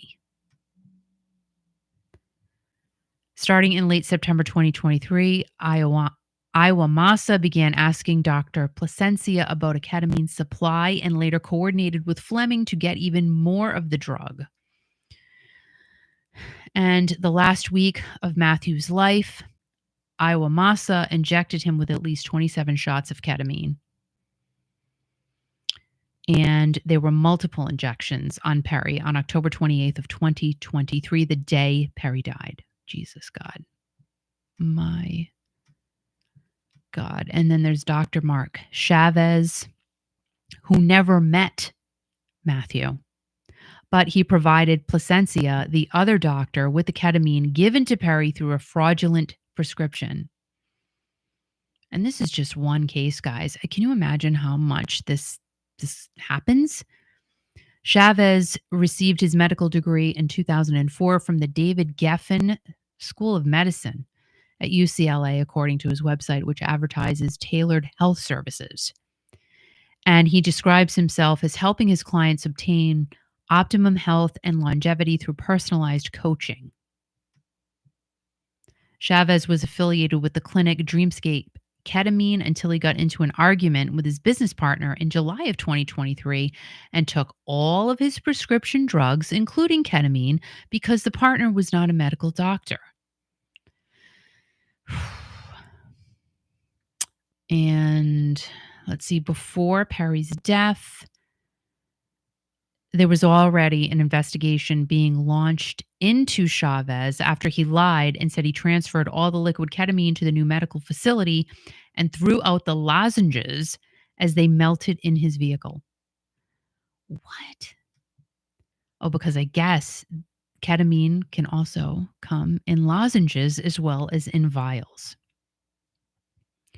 And Chavez's license remains active through June of 2026. Like, should he have a license? No, absolutely not. And he has agreed to plead guilty to one count of conspiracy to distribute ketamine, according to the Department of Justice news release. And then there's Eric Fleming. He's 54 years old. He distributed the ketamine that killed Perry, and his plea agreement said so. He was acquainted with Perry through a mutual friend. There were no details on that, but Fleming texted Perry on October 4th of 2023 offering to sell ketamine, and on October 10th specifying liquid ketamine, but the plea agreement doesn't say if Perry responded either time. And then on October 10th, they were going back and forth about the pricing of the ketamine. And let's see, he took a sample vial to Iowa Massa, and then Fleming delivered 25 vials for $5,500. And then 2 other sales of that size followed in subsequent days. That's a lot. Like, I can't even imagine. And the fact that his personal assistant was just going along with it and just, I don't know. I mean, conscience, doing the right thing. Jasveen Sangha, whom authorities call the ketamine queen of North Hollywood, ran what amounted to a drug-selling emporium in her home, U.S. Attorney Estrada said last week. So she started reaching out to Sangha. Well, Fleming started reaching out to Sangha by mid-October to buy ketamine for Matthew. And then Sangha pleaded not guilty to one count of conspiracy to distribute the ketamine, one count of maintaining a drug-involved premises, one count of possession with intent to distribute meth, one count of possession with intent to distribute ketamine, and 5 counts of distribution of ketamine. The judge revoked a bond Sangha had from a prior charge that was not shared in court and ordered her to remain in detention. So prosecutors have said that she's a significant flee risk, given her extensive international travel, dual United States and British citizenship, and she appears to be funding herself through drug sales. And then there's Dr. Salvador Placencia. This is crazy. So 1 month before Matthew passed away, Placencia learned the actor was interested in purchasing ketamine and contacted Chavez, according to court documents. Defendant Placencia saw this as an opportunity to profit off of Mr. Perry, Estrada said. And the U.S. attorney said that Plasencia wrote in a text message in 2023, "I wonder how much this moron will pay." And in other texts, Plasencia wrote he wanted to be Perry's sole supplier. So as time went on, prosecutors said Plasencia purchased ketamine from Chavez, sold vials of the drug to Perry's assistant, and taught the assistant how to administer the drug. Oh my God. Plasencia also went to Perry's house to drop off ketamine and even injected the drug for Perry in the back of a vehicle in a parking lot. On October 12th, Plasencia administered a large dose to Perry that caused an adverse medical reaction. His blood pressure spiked and he froze up, unable to speak or move. Plasencia has pleaded not guilty to 1 count of conspiracy to distribute ketamine, 7 counts of distribution of ketamine, and 2 counts of altering and falsifying documents or records related to the federal investigation. He was released on a $100,000 bond and surrendered his passport and DEA license, which allowed him to prescribe controlled substances in order for Magistrate Judge Alka Sagar. His trial is set for October 8th. But here's the kicker now about this doctor. So he's still practicing, but he has to put a sign on his door about his trial. So clearly, would you go to this guy? Would you go to this guy? Oh, he's going through a court case, but you know what? I'm here. I'm going to go see him anyway. Would you do it? That's insane. First of all, how is he even able to practice? And second of all, okay, so he's putting a piece of paper on his door. That'll make things okay? No. Nope. So we'll see how this plays out, but very, very sad. And I'm assuming an unnecessary death of Matthew Perry. Gail, you're right. Money does talk. And, unfortunately, a lot of people with a lot of money get taken advantage of, and it's just really sad. But then we move on to Disney World, and a wrongful death legal case exposes potential pitfalls of automatically clicking I agree. There's always that thing. You book a cruise, you book a flight, and there's always, before you can proceed, click that you agree to all of these little tiny words in this humongous paragraph that nobody ever reads. But you click agree to the terms and services because you got to book your flight or your cruise or whatever it is you're doing online. Well, I guess what happened was Disney did a U-turn on a bid to dismiss a wrongful death lawsuit in the United States by relying on the terms of service for a simple streaming trial. And this is from theconversation.com. So the suit was filed by a man whose wife sadly and allegedly died after experiencing an allergic reaction at Disney World in Florida.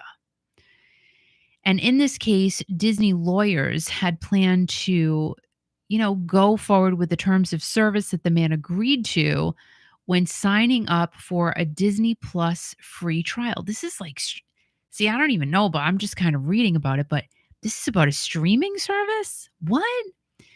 And it mentioned that users agree to settle any disputes with the company out of court via arbitration. So I guess what happened was there was a lot of public backlash against Disney with this whole thing. So they're saying, could this happen in the future where a term in a sign-up contract extends to the use of other services by the same company? At face value, this is quite an old problem, as contract lawyers have been debating exclusion of liability for centuries. Nobody wants to take liability for anything, let's be real. Like, I mean, I get it. There's a lot of fraudulent stuff that happens, but sometimes people are responsible for things that happen, and you have to take responsibility. However, there is something new in this classic old contract law problem, as this case highlights a growing phenomenon, the increasing embeddedness of certain companies, particularly tech giants, across multiple sectors of the economy. And here's where we go with the wording of I agree when we click that to online contracts and user agreements without a second thought. And it's true. Do you read that? I don't. I'm not going to lie. You just click it because you need to get to the next screen. But apparently, there are a lot of consequences by just clicking that you agree. So it says also that are we inadvertently signing away our legal protections in exchange for digital conveniences? And that's the thing, like, you're kind of stuck. You want the thing, but you got to click that you agree to the thing, and you won't do a thing for clicking. You don't want to get the company in trouble because you clicked and said yes. I don't know. So I'm still kind of not understanding what really happened here. Let's see. So I guess there was something that also happened with OpenAI ChatGPT, a user experimenting on their iPhone with ChatGPT for fun might unknowingly waive their right to sue OpenAI for data breaches caused by this integration. Well, I mean, data breaches happen every day, right? And who's really responsible for that? You know, look at the whole CrowdStrike thing that recently happened. The airlines were shut down. That was crazy, but it was resolved very, very quickly. And let's see. I really still don't understand what happened here with Disney. It's like they really didn't even talk about it. I want to know what happened. I think I have to. I got to get to the bottom of it because I don't know what happened to the woman, which is sad. So Disney lawsuit woman. Oh, it's about Disney Plus. What? Like how? I'm not understanding how a streaming, like what? Disney drops bid. Oh, so all right. So she had an allergy. This is from AP News. Disney drops bid to have allergy death lawsuit tossed because plaintiff signed up for Disney Plus. What the heck happened? All right. So the family signed up for Disney Plus. Disney withdrew the motion to have it withdrawn because the public was going crazy and like, you can't do that. You got to, stand behind this. Let's see. They're going to allow the lawsuit.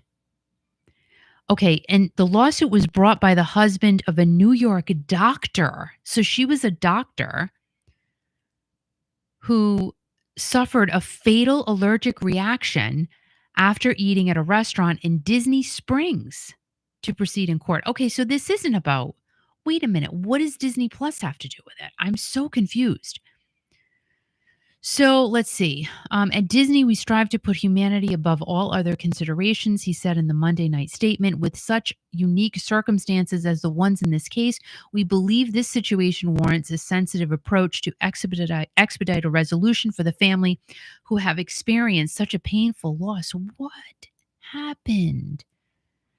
So Disney had previously said that Jeffrey Piccolo could not sue the company because he agreed to settle any lawsuits against the company out of court when he signed up for a trial, a 1-month trial of Disney Plus back in 2019. That thing that you click, I agree to the terms and services.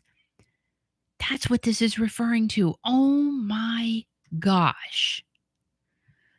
So Brian Denny, Piccolo's Florida-based lawyer, said his client will continue to pursue justice on behalf of his beloved wife and hopes that their ordeal has helped raise awareness of the challenges people with food allergies face.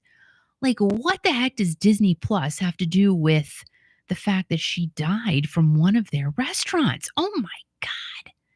This is crazy. Attempts by corporations like Disney to avoid jury trials should be looked at with skepticism.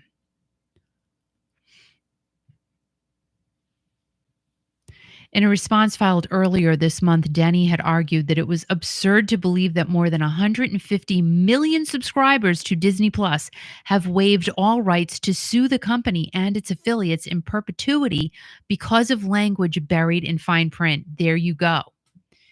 And that's the whole thing when you're clicking that button. I mean, you should know what you're clicking, but then again, if you don't click, you can't get what you're there to get. Isn't that crazy? I think every situation's different anyway. Well, you know what? I just hope that that family can get at least justice. My goodness, that is horrible. I'm so sorry to hear that. So let's see.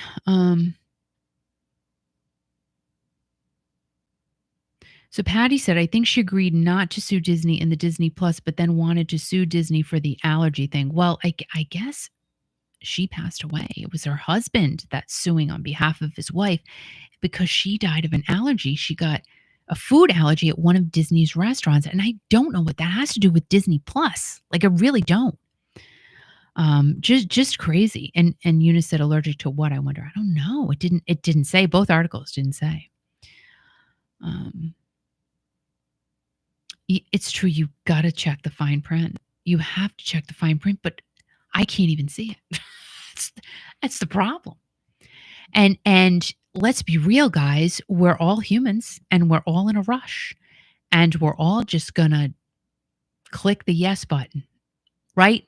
We're all just going to do it, no matter what. So, hey, prayers to her family. And hopefully, like I said, they get their justice. But someone is not happy because J-Lo has filed for divorce against Ben Affleck, but I think he's happy. He just seemed mad. Like the whole last year and a half, he just seemed angry. And every time the media caught them like talking to each other, or whispering to each other, it didn't look good. It did not look good. But J-Lo has filed for divorce, and CNN got a hold of everything. And she's changing her name from Jennifer Lynn Affleck to Jennifer Lynn Lopez. So she's getting rid of his name now. She's like, I don't even want his name anymore. I'm going back to being just Jenny on the block. That's the end of it. So it was earlier this week that she had filed for divorce from Ben. So it's not Benifer anymore, Belo, J Ben. I don't know. I'm just making those up. I don't even know. And she did it on their second anniversary. Like that day, that's when she filed for divorce. And people are like, ooh, ow. I don't think he cared. I really, like, it seems like he was just done. Didn't it? Everything you saw of Ben is just like he was done. So Jen listed the date of their separation as April 26th of 2024, meaning that they were married for 1 year and 9 months. She just needs to not do the wedding thing for a while or maybe ever. Like, how about just not? She's not good at it. Sorry. And boy, has she just been torn apart over that documentary. I haven't seen it. I think I have to pay for Apple TV or something. I'm not doing that to watch the J-Lo documentary. I hope it comes out on Netflix or Hulu, which I have both of them. But I'm not paying to watch it, even though you pay for Hulu and you pay for Netflix. So technically I'll be paying for it, but I'm already paying for them. So if it happens to come on there, I would watch it. I started watching something today called The Union. Mark Wahlberg. And can I just tell you, like, that everything he's in is good, but I will say I started watching The Union. It was really good until they kidnapped him, and Halle Berry's in it. And it was like after they kidnapped him, it all went downhill and I was bored. So I don't even think I'm going to go back and watch the rest of The Union. I'm not really interested, but the beginning was really good. Like, it was really just Mark Wahlberg, and I just adore him, but I wasn't feeling the movie. Not sure if you guys saw it, and I'm sorry if you liked it, but I didn't. but I didn't give it a chance. I gave it a little chance, and then I'm just not interested in renewing the chance. In February, J-Lo released The Greatest Love Story Never Told. That's the one, like, she just totally got backlash and made fun of, or I don't know. And then she did her album, This Is Me Now, and she canceled her entire tour because no one was buying tickets. Like, there's a whole thing going on with the concert industry. There's a whole bunch of videos on YouTube. Check them out. I mean, very interesting. Even the big names, like, of course, I think Taylor Swift is really the only person who's selling out shows. The only one. The only person. Consecutively. Like, she's racking it up. And did you see there's a Taylor Swift impersonator at Canopy Lake Park, and she's all over TikTok, and I adore her. She's so cute, and she literally looks like Taylor Swift, and her audiences are getting bigger by the day because everybody's watching her on TikTok. And hey, if they can't get close to the real Taylor Swift, why not get close to this girl at Canopy Lake Park? And she's really good. She's good dancers and everything. I love her. But and now people are starting to complain about that whole thing. Oh, well, you shouldn't be an impersonator because you're using somebody else's song and you should have to pay. Blah, blah, blah. Like, oh my gosh, get over it. We've had impersonators forever. I remember, in the 80s, so many people were out there doing shows, even the 90s, doing impersonation shows, and they were selling out, like, especially, the drag queens doing Joan Rivers and Patti LaBelle and Sally Jesse Raphael, all the 80s people, right? And they would always sell these shows out. And now, I mean, you don't see as many impersonators around, but that was a big deal. And now people are even complaining about that. Like, they should pay. I get it, but oh my gosh, let everybody be who they are. Come on. What are they making, really? They're not making what the real person is making. Who cares? Jesus. Everybody's so up in everybody's panties are in a bunch about something nowadays, right?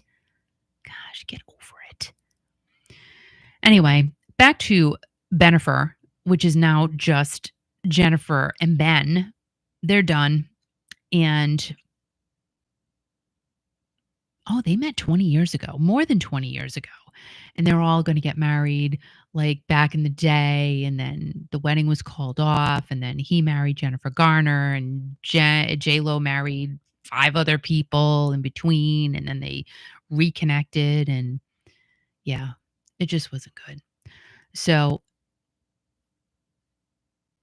Jennifer put in the divorce because of irreconcilable differences. Isn't that what it always is? It's always irreconcilable differences. Why don't you come up with something else? I just didn't like him. Can't you say that? Can you just say that? Or like, he didn't pick up his socks. I just had enough. He didn't help me cook. He didn't sweep the deck. He didn't open my car door. Like, can't you just make stuff up? Reconcilable differences. Boring. Boring. All right. Let's see. Gina. Hey, Gina, how are you? Her and Beyonce, I don't know what's going on. I missed out because I can't see. Gail said, I knew they wouldn't last. I think everybody was just saying, yeah. Because he looked angry. Hugo is a clone. Hugo, I don't know who Hugo is. Gail said, I've been married twice and never again. I like being by myself. I do what I want, when I want, for however long I want.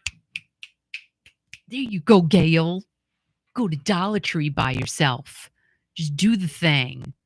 Go get a hamburger, eat fries, eat 2 orders of fries if you want, because you ain't got nobody saying your butt shouldn't be having 2 orders of fries. But you know what? I do it anyway. I had fries tonight and I liked it. I don't care. Al doesn't care. He never tells me anything. He's just like, yeah, whatever. He doesn't care. I mean, we've been together so long. It's like, I don't know. You just get it. Here's the thing, right? Either you get it and you accept it, or you don't and you move on. right? Well, we get it and accept it. We're fine. We're fine. Let's see. Kathy Bailey, our only realtor from the whole state of Texas, is here tonight. Ladies and gentlemen, Kathy Bailey. Welcome, Kathy. Hi, Kathy. It's Kathy. Oh, my gosh. We're talking about Hugo, the guy from Voyage. He's a clone of Steve Perry. I don't know if I'd go that far. I don't think so. Maybe just the hair and a smidge of the face. I don't know. But I don't think clone. I wouldn't say that. Like Steve is his own being, his own thing.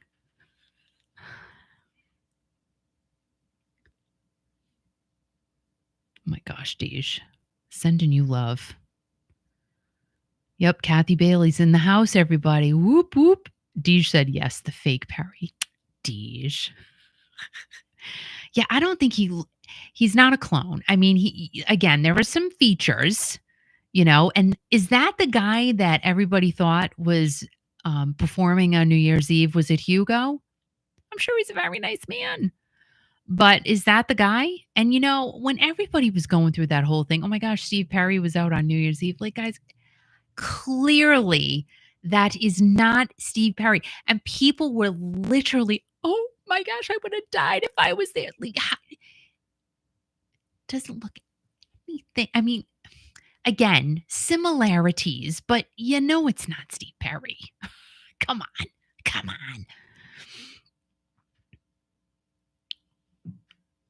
Oh, so it's Hugo. Thank you, Kathy. I appreciate it. Gail said, "I know it's ridiculous." But let's face it, Patty. It's true. But guys, people really thought it was him. I was reading the comments. I was just shaking my head, going, "Please, Jesus!" I'm like, no, there's no way. And they really thought it was him. All right, let's go on to the next. Oh my gosh, these ads that pop up. And I'm just going to, do let's do another disclaimer here. Any political ads that you see on my channel, I'm just speaking for me. They were not placed by me. They are placed there by YouTube, not me. I don't do it. Don't get mad at me. I swear, I know I lost a subscriber because of the ads. And I'm like, listen to me. I lost a subscriber because they let me know about it. But it's not me. I do not have, none of us have control of the ads that we see on the YouTube channel. And, I just got to say, and I'm not going to say who the candidate is, but I keep getting bombarded with emails every single day. Give me money. And I'm like, I don't even like you. And I'm not going to say, but I don't know why I'm getting these emails multiple times a day. So I don't know. And the ads are not me. Just so you know, I'm just laying it out there. Thirsty. Laying it out there. Oh, those are nice Dooney bags. See, this little ad pops up, and that's interesting to me. Who doesn't like an orange Dooney bag with the fall coming up? Sweet. And an orange sweater. You need to have an orange sweater. So Al and I are trying to talk to my daughter today. And she goes, I said, we're trying to get rid of more stuff. She goes, you have so much crap in that house. You have so much crap. I'm like, but we're trying. We're really trying. And another yard sale is happening next weekend with my brother. So that's good. Like a different avenue and different house and everything. So it'll be fun. So I'm pulling out clothes that I haven't seen in years. And I'm like, oh my gosh, a purple turtleneck. I need that.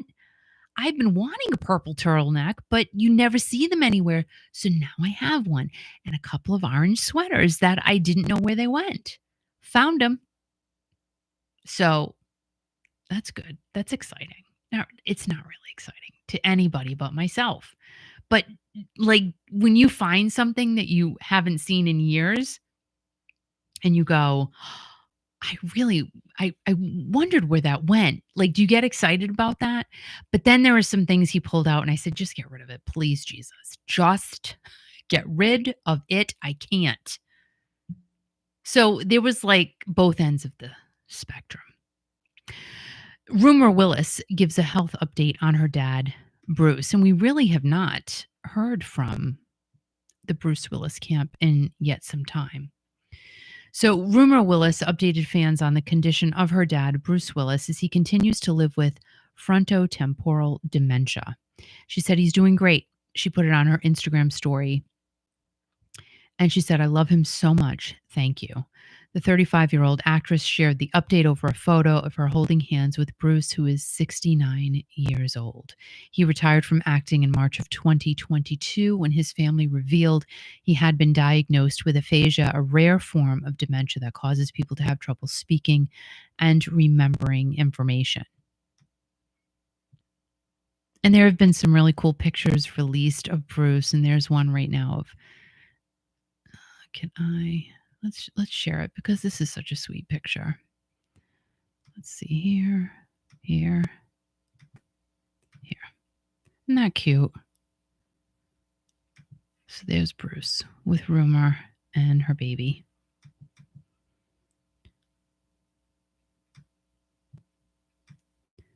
And in February of 2023, through his family, which consists of ex-wife Demi Moore, his current wife Emma Hemming, and his 5 daughters, announced that he had been diagnosed with frontotemporal dementia, which causes speech and behavioral issues. And Rumor recently said, "He's so good. I actually got to see him right before I came out to New York." And there's another great picture. Very, very sweet. What a talented actor, right? I mean, my gosh, did all of you just watch Bruce Willis? I mean, Moonlighting, loved it. Him and Sybil Shepherd, and geez, there were so many rumors. His daughter's name is Rumor, about the relationship between Bruce and Sybil and how they, didn't like each other and yada, yada, yada. And it's just crazy. Oh my gosh. Can I still share my screen? What happened here? Well, yeah, I can. All right, good. Cancel. All right. So what's the next one? Oh my gosh. All right. So before I move on to the next story, have you guys seen the movie It Ends With Us? I have not seen it. There has been so much press on this movie, but sadly, the press hasn't been about the movie. It's been about the people in the movie. And let's see. No, I don't want you to do that. Allow, skip ahead. I mean, women have been going in groups to watch the movie. It's about domestic violence, and the actress in the movie, Blake Lively, she has gotten so much bad press because she's really getting a mean girl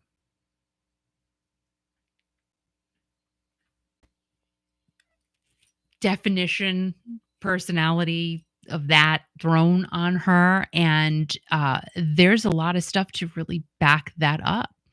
There was an interview done, I don't even know, years ago with Blake Lively, and I forget who the other actress was, Parker Posey. And they were so rude to this interviewer, so rude. And it has nothing to do with It Ends With Us. This is just an interview that the interviewer never released. And boy, it just makes, it made the other actress look bad too, but it really made Blake Lively look bad. And all of the press surrounding this movie with Blake Lively, not a good look. And also what's not a good look is that, like I said, this movie is about domestic violence, and it really should be centered on that. But crazily enough, Blake Lively, at the same time the movie was released, started pushing her hair care line. So much in bad taste. It really. And then the author, Colleen Hoover, I believe she released a nail polish line. Now, to me, just saying, I haven't seen the movie. I really, I'll probably watch it if it comes out, on demand or whatever. But the fact that it's such a strong subject to be dealing with in this movie and hoping to help someone, to be pushing products is just not the right time to do that. So there's just been a lot of that type of thing around this movie, and how the interviews Blake Lively has been in just have not been a good look for her at all. But the producer, and I don't remember his name, Justin Baldoni. He is, let's see. He's the producer, I believe, and he also starred in the movie. And he's really just staying on his own team, and he hasn't done any press with Blake and the other actors and actresses. He's just been doing his own thing because he's been very classy about his interviews, and he's been dealing with the point of the movie, which the other actress and actors have really not. It's been more of lighthearted PR for them, which is not what this movie is about. But yet, regardless of all of the bad PR around the movie, I mean, they're breaking box office records. So people don't seem to mind the negativity, and I don't understand that. Let's see what you guys are saying over here. Eunice, I'm glad you were here at the right time. So thank you for being here, and it was nice seeing you. So have a great weekend, and thank you for being here. And let's see, Kathy Bailey, I love this. This is a biting comment. I love it. Actors, musicians, celebrities are no different than you and I. Honestly, don't care for rude, stuck-up people. You potty like we do and get dressed like we do. No one is perfect. Hallelujah, sister. And guess what? If it wasn't for us, you wouldn't be you, right? If it wasn't for us buying records, if it wasn't for us going to shows or seeing these movies or whatever it is, they wouldn't be who they are. There you go. Oh, Deja's seeing it tomorrow. So let us know next week how you like it. All right. So, talking about money and movies, NSYNC's song Bye Bye Bye, which I have to tell you, I listen to that all the time. I love it. I love that song. Always have, always will. And it's a very ear candy worthy song. And it was a huge hit then, and it's a huge hit again now because of the movie Deadpool and Wolverine, which I will not be seeing. I am not into, is it a cartoon? I don't even know, but it's like a Marvel movie or something. It's just not my thing. And even if I watch a comedy, it's got to be funny. What's the point of a comedy, right? Like there are some comedy movies I put on. I'm like, this is just not funny. I need to be laughing. So yeah, Deadpool and Wolverine will not be watching that. And Blake Lively's husband, Ryan Reynolds, is in this movie. So they're just getting bangers from all ends. And, they're both very nonchalant about the It Ends With Us movie and being very, they're on top of their cloud right now, I guess, is the best way to put it, without being sensitive to the narrative. So Bye Bye Bye has reached a new peak this week. And in the UK, I guess it's the most streamed track in the nation this week. I mean, that's great.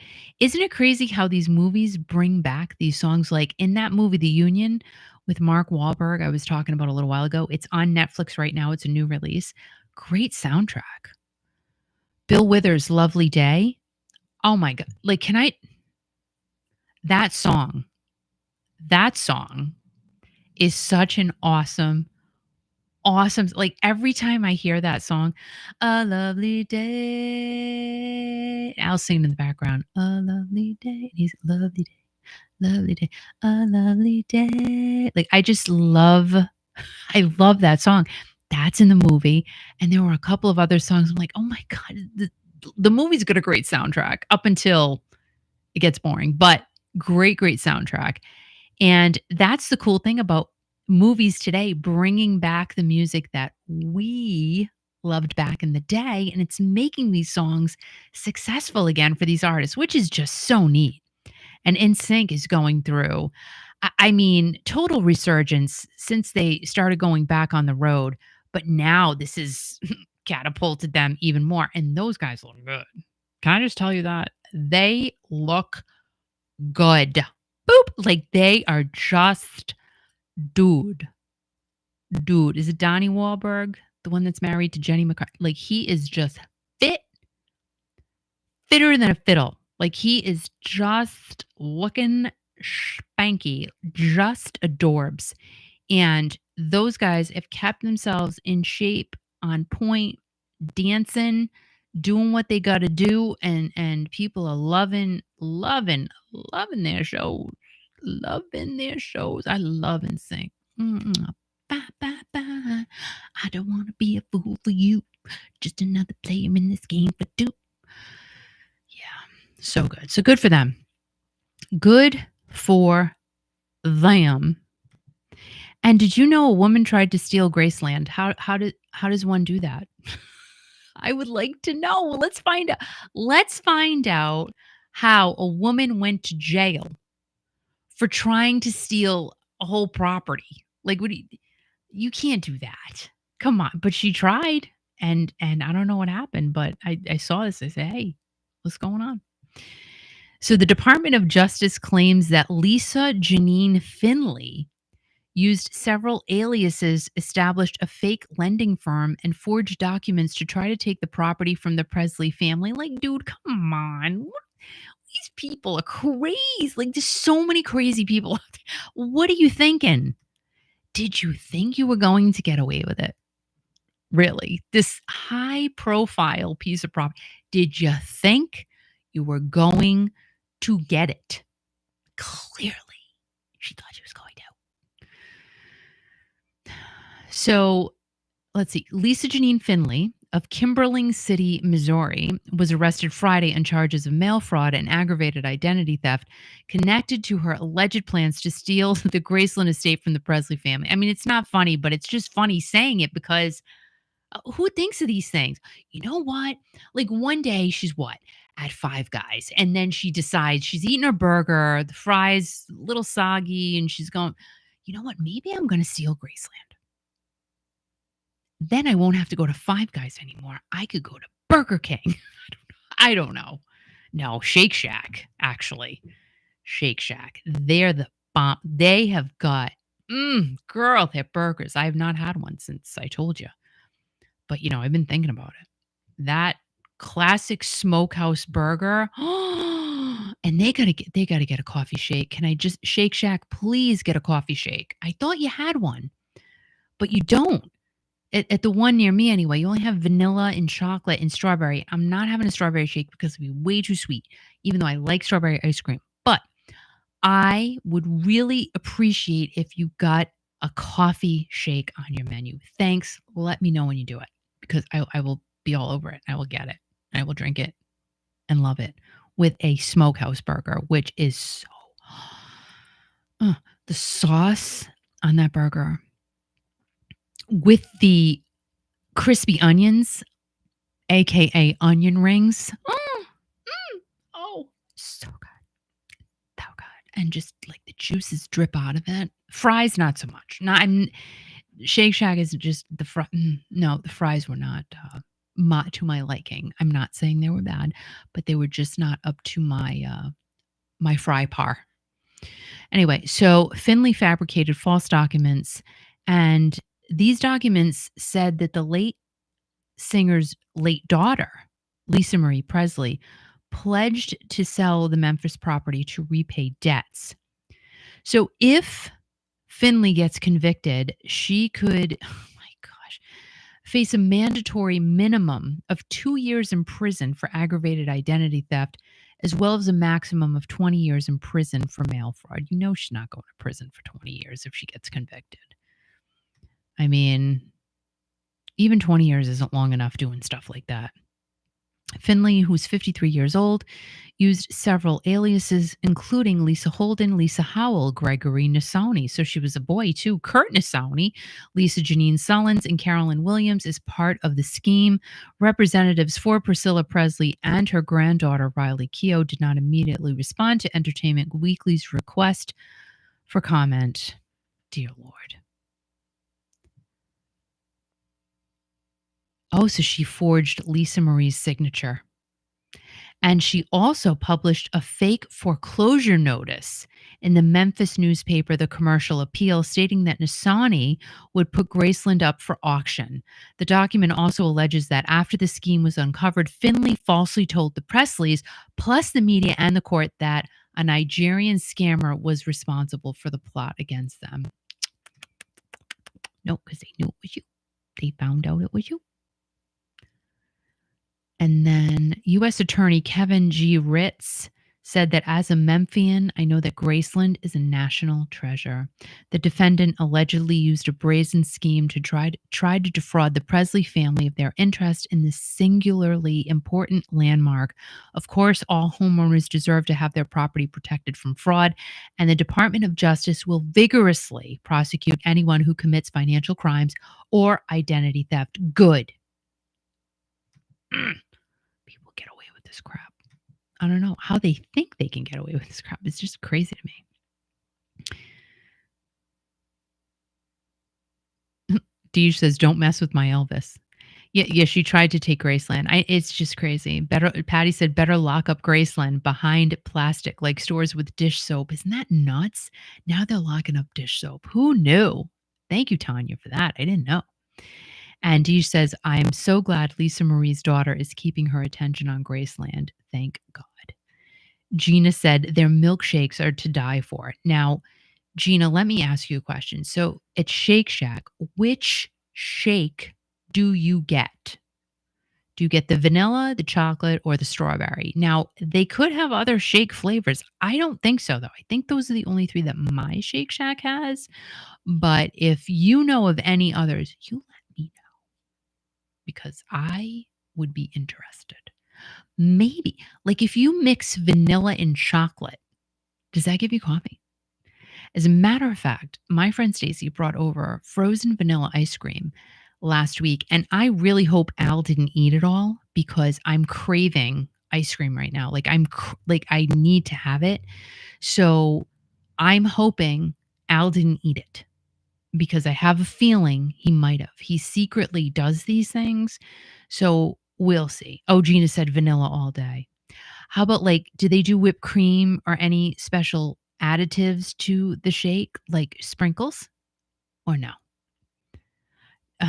Kathy Waddle, Tillamook ice cream. You know, you're right. And I'm probably going to go get some at MB Market Basket this weekend, just because you keep putting that in my head. All right. So moving on to, let's see. Now, this is crazy. So who was an Indiana Jones fan? I mean, clearly, a lot of us probably were. I definitely was. Hold on, let me can see this. Can you see? Hold on. Can you see? Yes, you can. You can see. That's great. So this guy, Harrison Ford, his hat, you see this hat, sold for $630,000. That's a lot for a hat. But it's a very iconic. Look at him. What a little cutie. Are those his arms right there? You see me circling? Is that really him? Oh, can I squeeze it? Look at that. That's nice. That's some nice arm right there. The other one's covered up. That's a sin. So from the 1984 film Indiana Jones and the Temple of Doom, the hat from that movie sold for $630,000 at auction. Prop Store, which is a memorabilia company, put the hat up for bids as part of their live auction. There were 450 items for sale, but the hat was the topper. Get it? Hat, topper. It's a little bit punny. Sorry. So it was made specifically for the Indiana Jones series, and it's more than just a hat, this article says. It's from zinc96.com. It matches film shots, production stills, and behind-the-scenes footage from the movie. And of course, like, you see Harrison Ford in the hat. Like, that's that. He's in the hat. And let's see. It was part of the personal collection of Dean Ferrandini, a stunt performer who wore it while doubling for Ford in the film. Oh, that's cool. Oh, but that's not cool. Sadly, Ferrandini passed away in 2023, but his collection lives on, much to the delight of Indiana Jones fans everywhere. Oh, that's sad. So there you go, 630 grand, and that's like crazy. Let me just take that down. We're going to go here. And let's see. Gina said they do a salted caramel shake. Oh, gosh. And a frosted strawberry shake. Peaches and cream. Yes, sprinkles and whipped cream offered. I'm in. As long as there's whipped cream and sprinkles, like, I don't care. Hey, Laura, what's going on? Yeah, we're talking food. Always. Nothing is better than Bluebell. We don't have that here. So I wouldn't know. Tillamook, though. Tillamook, I have to say, as far as a grocery store ice cream, that's the brand. That is the brand. Tillamook ice cream is just, I can't even explain. Like, the creaminess to it, but I got to tell you, that blueberry pie is, I won't do that again. I think I'll throw it out, actually. It was just way too sweet. I mean, there were chunks of pie crust, which is insane, but it was just too sweet, and I couldn't eat it. I just couldn't eat it. Kathy said BB has the best flavors. Laura said we don't have that in Southern California. Carol said me. And Kathy said the Bluebell place is about 30 minutes from here. Yeah, we don't have any, we have Newport Creamery. Oh, maybe Al will take me to get some ice cream at Newport Creamery. You know why? Because we can. No, but, and see, here's where I just really go nuts. If I have coffee ice cream now, I'll be awake all night. And I really need to sleep. I'm very tired. I'm very tired. Like, it's been a crazy week, sad week, long week. But I'm really bouncing off the walls right now. I don't know why. But anyway, all right. So let's move into our next story, and it's no surprise to a lot of people that we're chatting about Neil Sean.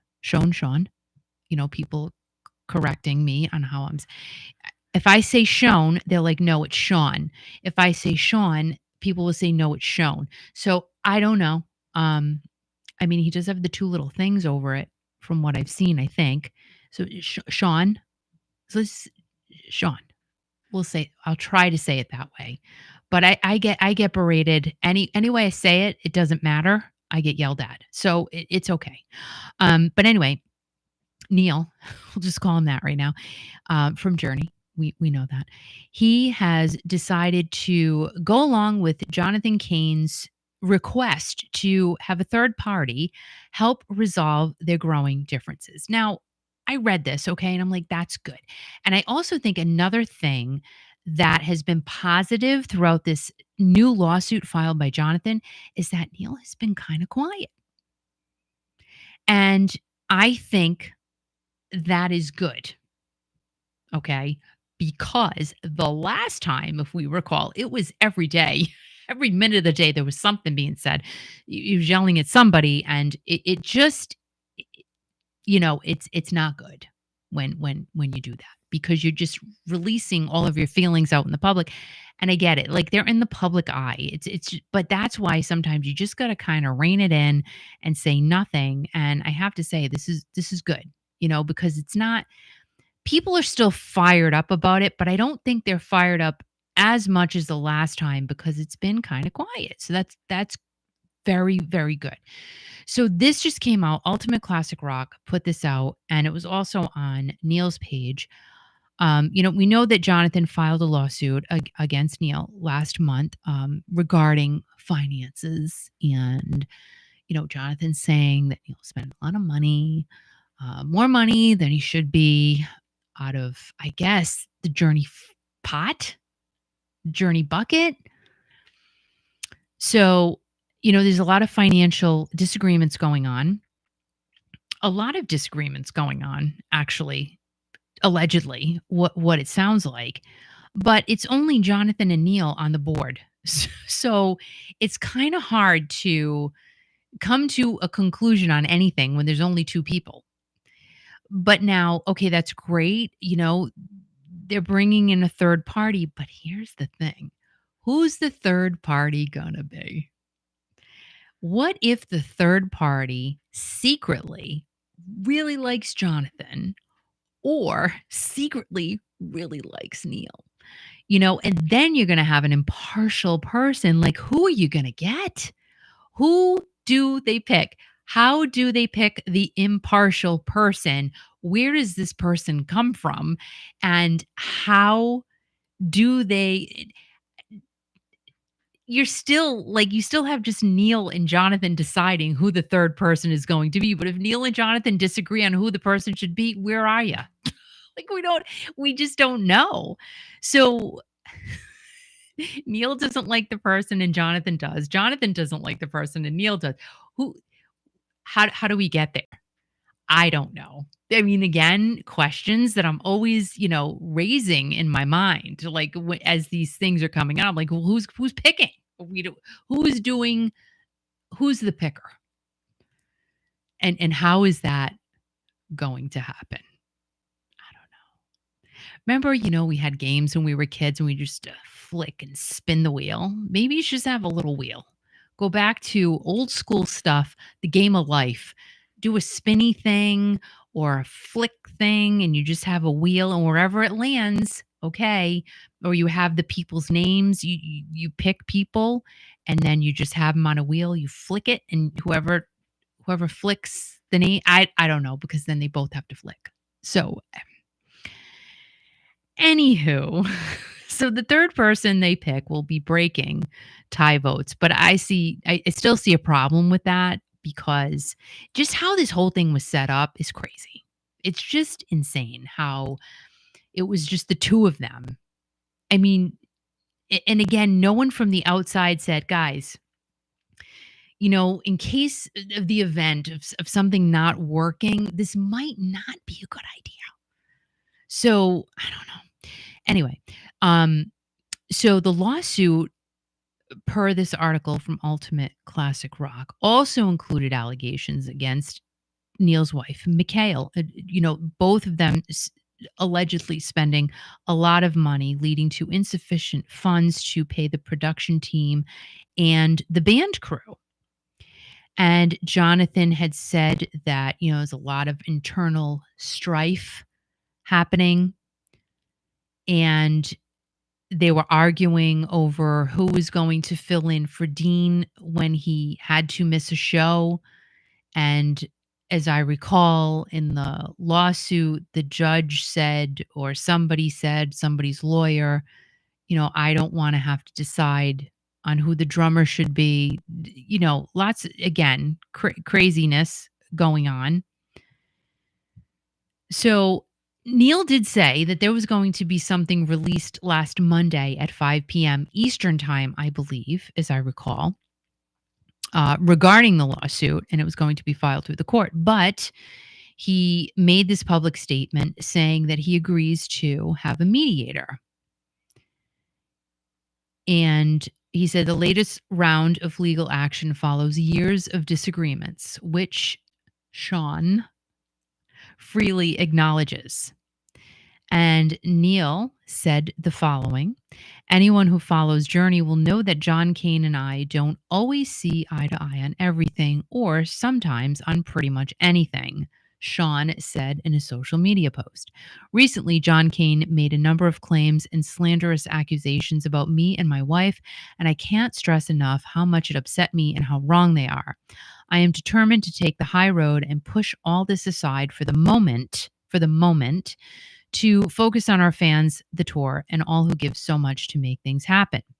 That's why I'm so glad that John now agrees with me that the current dynamic can't continue, Sean added. And it's also why I'm pleased that we're going to bring in someone impartial to help us resolve our disputes, bring clarity to what we're doing, and allow us as a band to get back to what we should all focus on, making music and performing for our fans.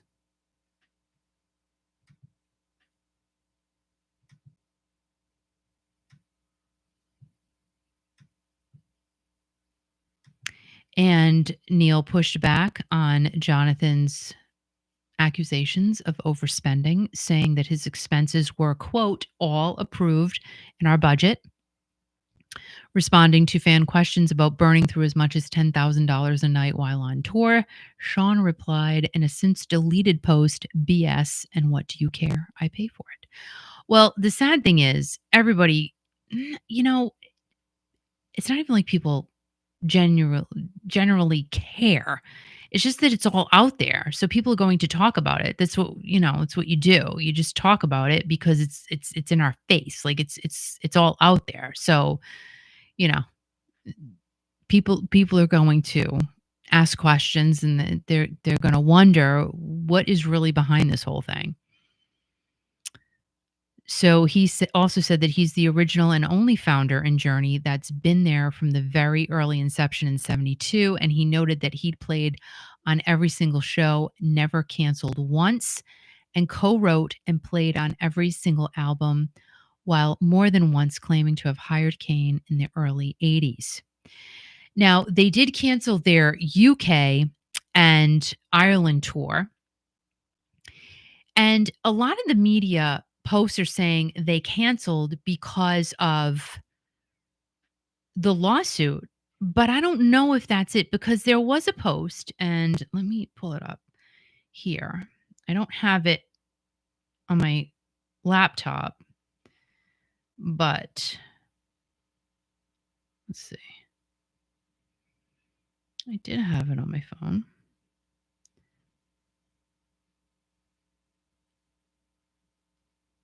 Okay, of course it's not here. But anyway, he responded to somebody, I don't have their name now, saying that the UK and Ireland tour was really canceled because of low ticket sales. Now, if that's why you canceled the tour, that's understandable. I mean, that's the climate we're in now for live shows anyway. It's not a secret. I mean, so many people are even canceling their tours. Who is it?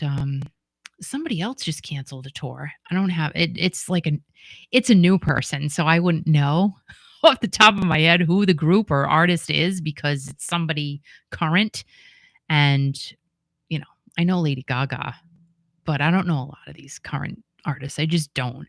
I know Taylor Swift. I really don't. But somebody else had to cancel a tour, and it's a thing. It's not like it's just focused on one genre or one type of band or something like that. It is an economic thing. So if allegedly they did have to cancel UK and Ireland because of low ticket sales, well, then maybe just say that. Maybe just because the fans, those UK and Ireland fans are really upset. I mean, they were very much looking forward to Journey performing there. And I mean, on a lot of YouTube videos, they're just constantly saying, man, I'm so bummed you're not coming here. And Neil did just respond to someone just recently too, saying, we're going to make it up to you guys. Great, which is awesome. But then just say it, hey, ticket sales weren't the greatest. That's why we had to cancel, not because of the lawsuit, because again, Japan's still on. So there you have it. And there was something else that came up, and you know what? I'm just not even going to talk about it. I was going to, and I said, nah, you know what? We're just going to keep this as nice as possible tonight. You know what I mean? I'm in a nice mood. I don't want to bring up any more bad karma crap, because you know what? All you got to do is Google, and yeah, that's all I can say. But anyway, so Foreigner has a new song that is coming out in hard copy and streaming copy. It is called Turning Back the Time. It was recorded in 1996. Now, Lou has been saying for a long time he has had songs in his back pocket that have not been finished. And I guess this is one of them. It's going to be the title track to the band's latest greatest hits compilation, available in CD and 2 LP versions, available on October 4th. It's a great, happy, upbeat song featuring country tinged guitar licks from guitarist Mick Jones. The lyrics reference the Beatles' famous first appearance on The Ed Sullivan Show, as well as Foreigner's own Double Vision album. God, can I just tell you what? I love Lou Gramm. Can I just say that? I love him. I love Foreigner. Another, catalog that, dang, you listen to it and it just makes you do nice things. It just makes you happy. I like it a lot. So Foreigner is getting inducted into the Rock and Roll Hall of Fame finally in October. And this is great because to do this release ahead of the Rock Hall induction, it just makes sense. And, they're doing it the right way. And let's see, what did Mick say? Mick said, Foreigner's membership in the Rock and Roll Hall of Fame is a priceless highlight of my career. I hope that this collection of the songs that brought us here, along with some later recordings that light our way forward, will mean as much to all who listen to them as they do to me, founding guitarist Mick Jones said in a statement announcing the new collection. But let's, I got to dig into this a little more. How many songs are by Lou? How many songs are by Mick? I'm just interested in that. So let's see what everybody's talking about here. Let's see. Kathy said, all the truth will come out in the end, for sure. And, oh my goodness. Patty, you're so funny. It's true. Yeah. I think when we see a lot of opulence, all right, I'll talk for myself. When I see, because I don't want to put words into your mouth, but I'm sure some of us probably are on the same page. When we see a lot of opulence, especially today, there's a lot of strife today. A lot of people are hurting. A lot of people are down and out. A lot of people are out of work. So when opulence and money and these things are thrown in people's faces, it doesn't, some people suck it in and love it and they're happy about it. Great. And other people, like, I wish I could do even a tenth of that, for my person, and it's just, it's hard to swallow sometimes, because I don't know. I just feel like you don't need to see that all the time. Let's see.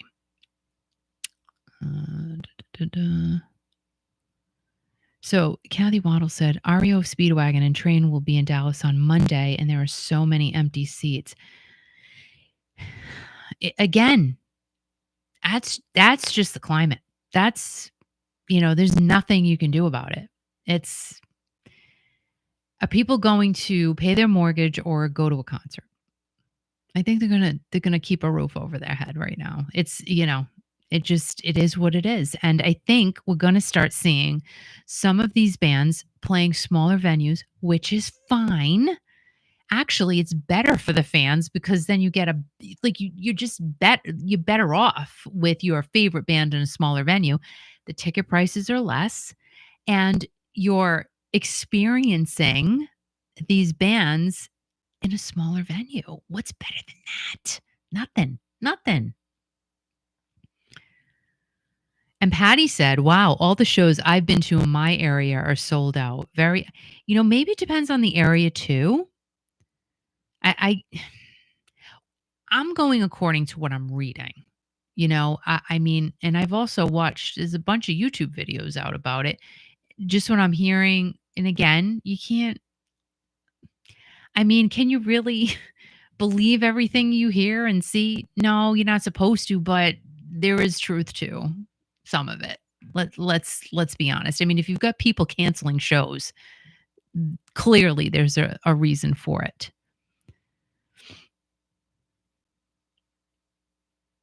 Gina said more intimate, and Deej said, "Yep, I like smaller venues." There's nothing wrong with it.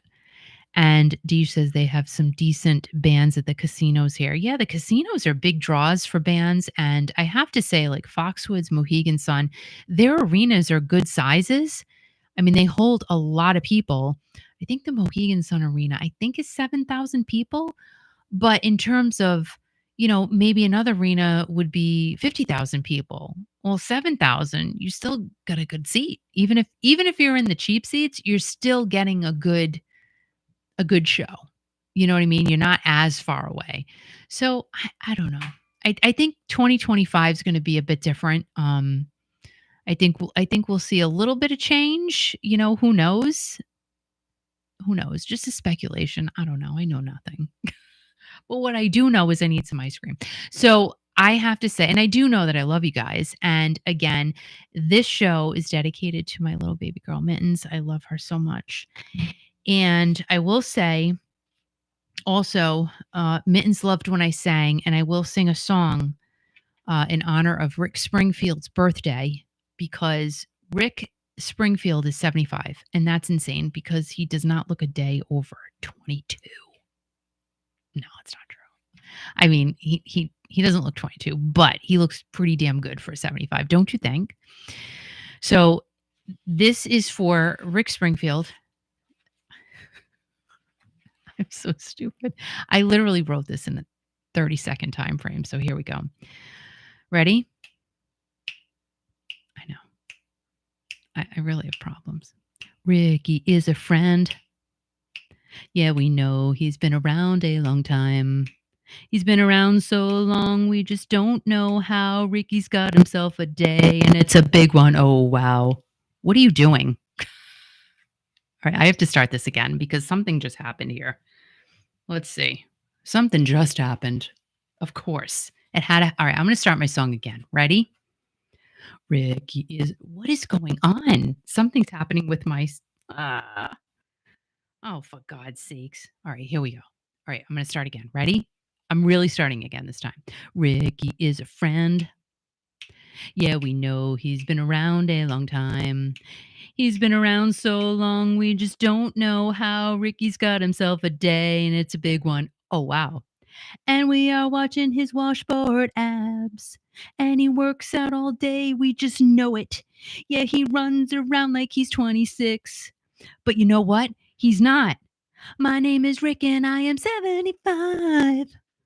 Oh, yeah, I'm really 75. Where can you find a guy who looks like this? Happy birthday, Rick Springfield. That's all I got. That was very good. What do you want for 30 seconds? That was good. What do you want for 30 seconds? So happy birthday to Rick Springfield. I mean, Wow. 75 years old. What the heck? Really? I mean, you can't. Thanks, Patty. That was terrible. Just be my friend and say, you know what, girl? Give it up. That was good. I should have written a whole thing, but I didn't have time. I literally did it at 5:58. That's when I wrote that. Kiki. No. Kiki. No. What? What were you doing to my sound? Anyway, the Brooklyn Fair starts tomorrow at 9 o'clock in the morning. Well, I gotta go yard sale. But First. we should be there at 9 o'clock. You know why? No. Because that's when the sheep show is at.